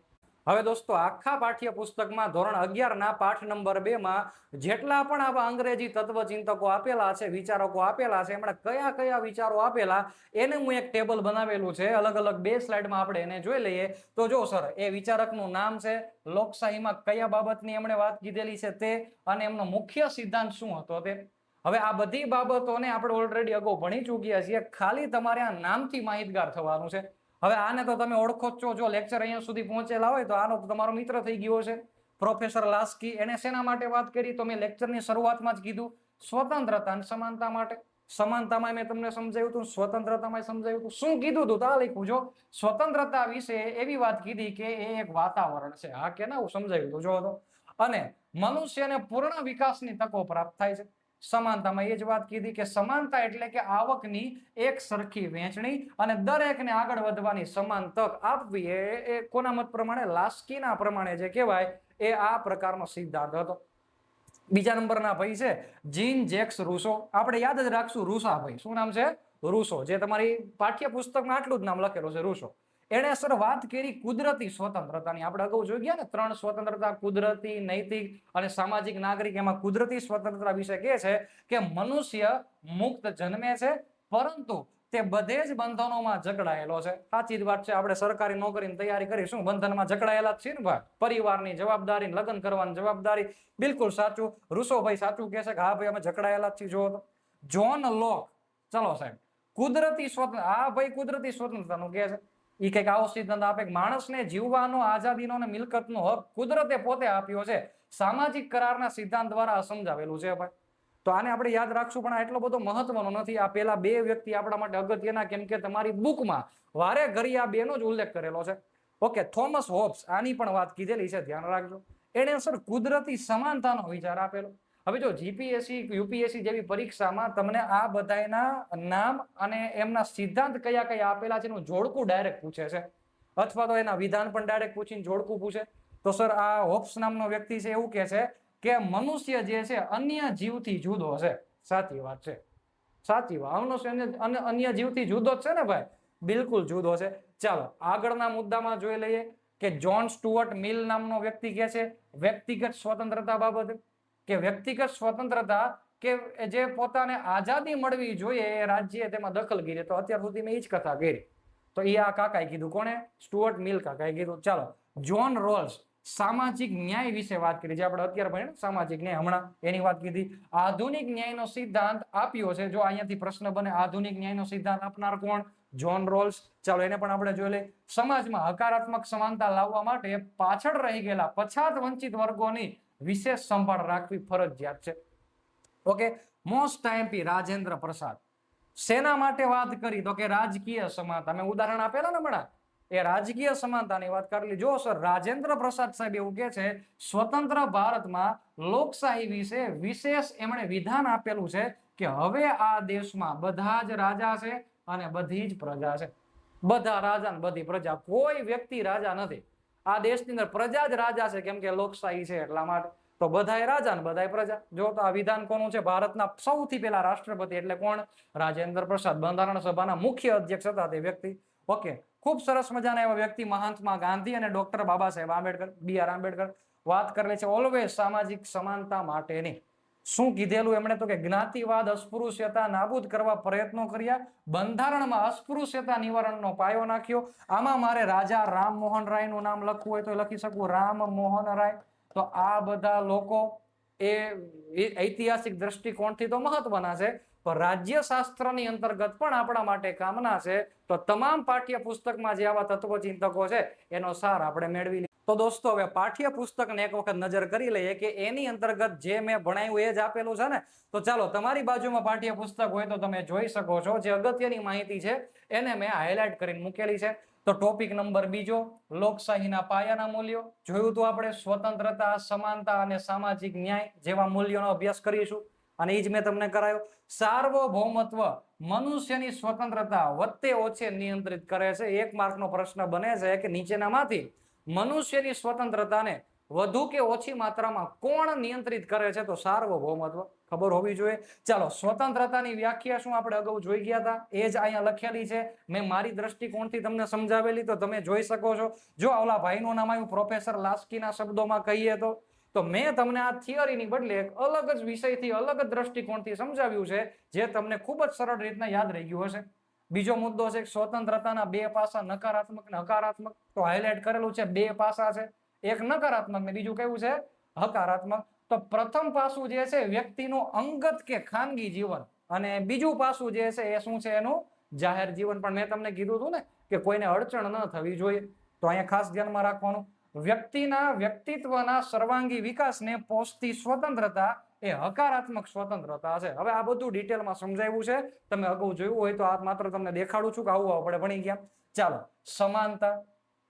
તો જો સર, ફ્રેન્ચ ક્રાંતિ, અમેરિકન સ્વાતંત્ર્ય સંગ્રામ, રશિયાની બોલ્શેવિક ક્રાંતિ, સ્વતંત્રતાની સાથે સમાનતા ઉપર પણ ભાર મૂકેલો છે. તો જે વિશ્વ લેવલના જે સારામાં સારા આંદોલનો થયેલા, જે ક્રાંતિ થયેલી, એનો અહીંયા સમાવેશ કરેલો છે. બંધારણની મેં વાત કરી હતી, મૂળભૂત અધિકાર અને રાજ્યનીતિના માર્ગદર્શક સિદ્ધાંતોમાં પણ આનો સમાવેશ થયેલો દેખાય. ઓકે, સાથોસાથ કોઈ વિશેષ હકવાળા વર્ગ ન હોય. મેં તમને એ જ ઉદાહરણથી સમજાવેલું હતું. અને તમામને વિકાસની યોગ્ય તકો પ્રાપ્ત થાય. કોણે કીધું છે? તો કે લાસ્કી કાકા, પ્રોફેસર લાસ્કીએ વાત કીધેલી છે સમાનતાની. આપણો લેક્ચર જ અહીંયાથી શરૂ થયો હતો. ચાલો, ઓકે, હવે જો અહીંયા સર સમાનતાના મુદ્દા સ્પષ્ટ કરેલા છે. મેં તમને કીધું હતું કે યાંત્રિક સમાનતા એ આનો ભાગ ગણાતો નથી. યાંત્રિક સમાનતા એટલે શું? તો કે વાહન વ્યવહાર યંત્રને લગતી સમાનતા. જેમ કે જો કે બસમાં સ્ત્રીઓ અને અપંગો માટે બેઠકની અલગ વ્યવસ્થા છે, એ સમાનતાનો ભંગ ન ગણાય. મેં તમને ઓલરેડી સમજાવ્યું હતું, અનુચ્છેદ નંબર 15(3). હા કે ના? તો એ જ કન્સેપ્ટ મૂકેલો છે. ચલો આગળ જોઈએ. તો આગળ લખેલું છે સમાનતા અને સ્વતંત્રતા વચ્ચેનો સંબંધ. ડિટેલમાં સમજાવ્યું હતું, તમે જોઈ શકો છો. બંને એકબીજાના પૂરક છે, બંને એકબીજાના મિત્ર છે, અને એના વગર નહીં ચાલે. પેલી સ્વતંત્રતા અને સમાનતા વગર નહીં ચાલે. સમજાય કે નહીં? સ્વતંત્રતા અને સમાનતા પરસ્પર પૂરક છે. વ્યક્તિત્વના વિકાસ માટે બંને જરૂરી છે. તો ખાસ ધ્યાનમાં રાખવાનું. ચાલો, તો આ ડિટેલમાં મેં સમજાવેલું છે. એના પછી સામાજિક ન્યાયની અંદર થોડુંક આઈએમપી છે, ઓલરેડી સમજાવેલું છે, છતાંય તમે એક વખત જોઈ લો. સ્વતંત્ર ભારતના બંધારણના આમુખમાં 3 પ્રકારના ન્યાય તમને દેખાય છે. આધુનિક ચિંતન જ્હોન રોલ્સ, જે આપણે અગાઉ જોઈ ગયા, કોષ્ટક બનાવેલું છે ને, એમાં મેં તમને બતાવ્યું હતું. ચાલો, હવે જો સર, સમાજના પાછળ રહી ગયેલા સમૂહો, અનુસૂચિત જાતિ, જનજાતિ માટે સ્થાનિક સરકારો, ધારાસભા અને સંસદમાં અનામત બેઠકો રખાઈ છે. તે બધી વસ્તુ શેના સંબંધિત છે? સામાજિક ન્યાય. તો તમે જોઈ શકો છો અનુચ્છેદ નંબર 330 તમે અભ્યાસ કરેલો હશે લોકસભામાં અનામત બેઠકો માટેની. તો જો સર આ બધી બાબત આપણને અહીંયા સૂચન કરે છે કે આ સામાજિક ન્યાયનો એક ભાગ છે. ઓકે, એના પછી 6 થી 14 વર્ષના બાળકને આરટીઈ ની વાત આપણે કરી મૂળભૂત હક તરીકે. સ્ત્રીઓને માત્ર સુરક્ષા નહીં આત્મનિર્ભર બનાવવા માટે 73 માં 74 માં બંધારણીય સુધારામાં આપણે વાત કીધી એમ પંચાયતી રાજ અને શહેરી સ્થાનિક સરકારોમાં 33% અનામત કેન્દ્ર સરકારે આપેલી છે અને ગુજરાતમાં 2015 થી સ્ત્રી માટે 50% બેઠક કરાઈ છે. આ પીએસએમ પૂછાણું હતું, ધ્યાન રાખજો. ચાલો, સાચાર સમિતિના અહેવાલ મુજબ, જો એક સમિતિ છે એના અહેવાલ મુજબ મુસ્લિમ અને ખ્રિસ્તી લઘુમતી લોકો પાછળ રહી ગયેલા લોકોના કલ્યાણ માટે વિશેષ કાળજી માટે ભલામણ થઈ છે. તો અહીંથી ડાયરેક્ટ પ્રશ્ન નીકળે, કઈ સમિતિની ભલામણ હતી કે મુસ્લિમો અને ખ્રિસ્તી લઘુમતી માટે વિકાસના કાર્યો આગળ કરશે સરકાર. તો એ કઈ સમિતિ છે? સાચર. ગુજરાતના ગ્રામીણ વિસ્તારમાં મેં વાત કરી પંચાયતી રાજની સામાજિક ન્યાય સમિતિ. દલિતોને સામાજિક ન્યાય અપાવવા સક્રિય છે. તો સામાજિક ન્યાય સમિતિ એમાં 5 સભ્યો હોય. આ બધી વસ્તુ તમે જાણતા હોવા જોઈએ. દિલીપસિંહ ભુરિયા સમિતિ મોસ્ટ ટાઈમ 1994 ની સમિતિ. આ સમિતિએ પછાત વર્ગની અંદર એક કાયદો બનાવેલો જેનું નામ હતું પેસા એક્ટ. કયો એક્ટ છે? PESA act. Panchayat extension to schedule area નામનો કાયદો 1996 માં કાયદો બનાવેલો હતો. જ્યારે સમિતિ કયા વર્ષે ઘડાયેલી? 1994 માં. તો આમ ભારતમાં સામાજિક ન્યાય સમાજના જરૂરિયાત વાળા પ્રત્યેક લોકો સુધી પહોંચે તે માટે કાળજી લેવાઈ રહેલી છે. આમ છતાંય હજી ઘણું કરવાનું બાકી છે. તો તમે બધા નોકરીએ લાગી જશો એટલે બધા કામ આપણે જ કરવાના છે, એટલે ખાસ તકેદારી રાખવાની રહેશે. હવે સર, પાઠ્યપુસ્તકના અંતમાં તમને આવા એમસીક્યુ આપેલા છે. હવે તમે આ લેક્ચરને માત્ર ખાલી આ સ્લાઇડને જોયું હોય ને તો એ તમને એમસીક્યુ, જેમ કે સ્વતંત્રતાના કેટલા પાસા? તો કે 2. સમાનતાના કેટલા પાસા? તો કે 2. તો આવું આપણી એક્ઝામમાં પૂછાઈ ગયેલાના દાખલા છે કે તમારી જીસીઆરટી માંથી બેઠા વિકલ્પ ઉપાડી ડાયરેક્ટ એમાં પ્રશ્નને છાપી દે. તો દોસ્તો, અત્યાર સુધી જે આપણે અભ્યાસ કરેલો છે એના સંબંધિત અગાઉની ભૂતકાળમાં પરીક્ષામાં પૂછાયેલા પ્રશ્નોની થોડીક આપણે ચર્ચા કરીએ, જેથી કરીને તમને અભ્યાસ કરવામાં સરળતા રહે કે કેવા કેવા પ્રશ્નો પૂછાઈ શકે અને કઈ રીતે પૂછાય. ચાલો, તો આપણે પીવાયક્યુ માં સૌથી પહેલા હું તમને કહી દઉં, શરૂ કરીએ એની પહેલા કે પ્રશ્ન નંબર 1 આ છે પ્રશ્ન નંબર 2. આ પહેલો અને બીજો પ્રશ્ન જે છે બંનેના જવાબ તમારે મને શેમાં આપવાના છે? કમેન્ટ બોક્સમાં આપવાના રહેશે. ચાલો, તો બંને પ્રશ્નોના જવાબ તમારે કમેન્ટ બોક્સમાં આપવાના. જો તમે લેક્ચરને અહીંયા સુધી જોઈ લીધેલો હોય તો ફટાક દઈને જવાબ તમારા મગજની અંદર ક્લિક થવા જોઈએ. ચાલો, નીચેનામાંથી કયું વિધાન સ્વતંત્રતા અને કાયદા વચ્ચેના સંબંધને સચોટ રીતે દર્શાવે છે? તો આખો ટોપિક જ મેં તમને ભણાવ્યો હતો. શું? તો કે સ્વતંત્રતા અને કાયદા બંને વચ્ચેનો સંબંધ. યાદ છે? આપણે ભણાવેલો હતો. ઓકે, તો એમાં 4 ઓપ્શન. તમારે પ્રશ્ન 1 બાજુમાં ABCD કરીને તમારે જવાબ લખવાનો. લોકશાહીમાં બીજો પ્રશ્ન, સમાનતાનો સાચો અને વાસ્તવિક ગર્ભિતાર્થ નીચેનામાંથી કયો છે? એટલે કે અહીંયા જે આપણે સમાનતા અત્યારે લેક્ચરમાં ભણેલા છે એનો ગર્ભિત અર્થ, મહત્વપૂર્ણ અર્થ કયો છે? તો 4 ઓપ્શન. ફરી પાછો તમારે એનો જવાબ મને કમેન્ટ બોક્સમાં આપવાનો. એના પછીના પ્રશ્નની ચર્ચા કરીએ. તો દોસ્તો, અહીંયા જે પ્રશ્ન છે ઓલરેડી આગળ લઈ લીધો છે. આ પ્રિન્ટિંગ મિસ્ટેક છે એટલા માટે આપણે આને અહીંયા ધ્યાન નહીં દઈએ. ચાલો, એના પછી પ્રશ્ન નંબર 3 જે છે એનો જવાબ તમારે કમેન્ટ બોક્સમાં આપવાનો છે. ABCD માં જવાબ આપવાનો. બંધારણમાં સ્વીકારવામાં આવેલા સ્વતંત્રતા, સમાનતા અને બંધુતાના ખ્યાલ જે છે અથવા તો આદર્શો જે છે કઈ ક્રાંતિમાંથી પ્રેરિત છે? આ તો ખબર હોવી જોઈએ. એનો જવાબ તમારે મને કમેન્ટ બોક્સમાં આપવાનો. એટલે કે આપણે ટોટલ 3 એવા પ્રશ્નોને જોયા. તો આ 3 પ્રશ્નોના જવાબ સંપૂર્ણ લેક્ચરને જો તમે વ્યવસ્થિત રીતે અને શાંતિપૂર્વક જો સાંભળેલો હોય તો દરેકના જવાબ તમે જોશો તો તરત ખબર તમને પડી જશે. યસ દોસ્તો, તો આપણે આ વિડીયો લેક્ચરની અંદર લોકશાહીના પાયાના મૂલ્યોને સમજવાનો પૂરેપૂરો પ્રયત્ન કરેલો છે. મારાથી બનતી તમામ બાબતો જે જીસીઆરટી અને એનસીઆરટી સંબંધિત હતી કે જે તમારા માટે પરીક્ષા લક્ષી હતી એને આ વિડીયોમાં આવરી લેવાનો મેં પૂરેપૂરો પ્રયત્ન કરેલો છે. આશા રાખું છું કે આ લેક્ચર તમારી તૈયારીની અંદર મહત્વપૂર્ણ સાબિત થશે. આ વિડીયો અન્ય લોકો સુધી શેર કરજો અને જો આપણી ચેનલને સબસ્ક્રાઇબ કરવાની બાકી હોય અત્યારે જ ચેનલને સબસ્ક્રાઇબ કરજો. મળીએ છીએ ટૂંક જ સમયમાં નવા જ ટોપિક અને નવા જ લેક્ચરની સાથે. ત્યાં સુધી સરસ મજાની તૈયારી કરતા રહો. કોઈ પણ મુદ્દામાં જો મૂંઝવણ થાય તો નીચે એક કમેન્ટ બોક્સમાં કમેન્ટ કરી આપજો. તમારા તમામ સમસ્યાનું સમાધાન આપણે વિડીયો લેક્ચર મારફતે લાવીશું. મળીએ ટૂંક જ સમયમાં. જય હિન્દ, જય ભારત.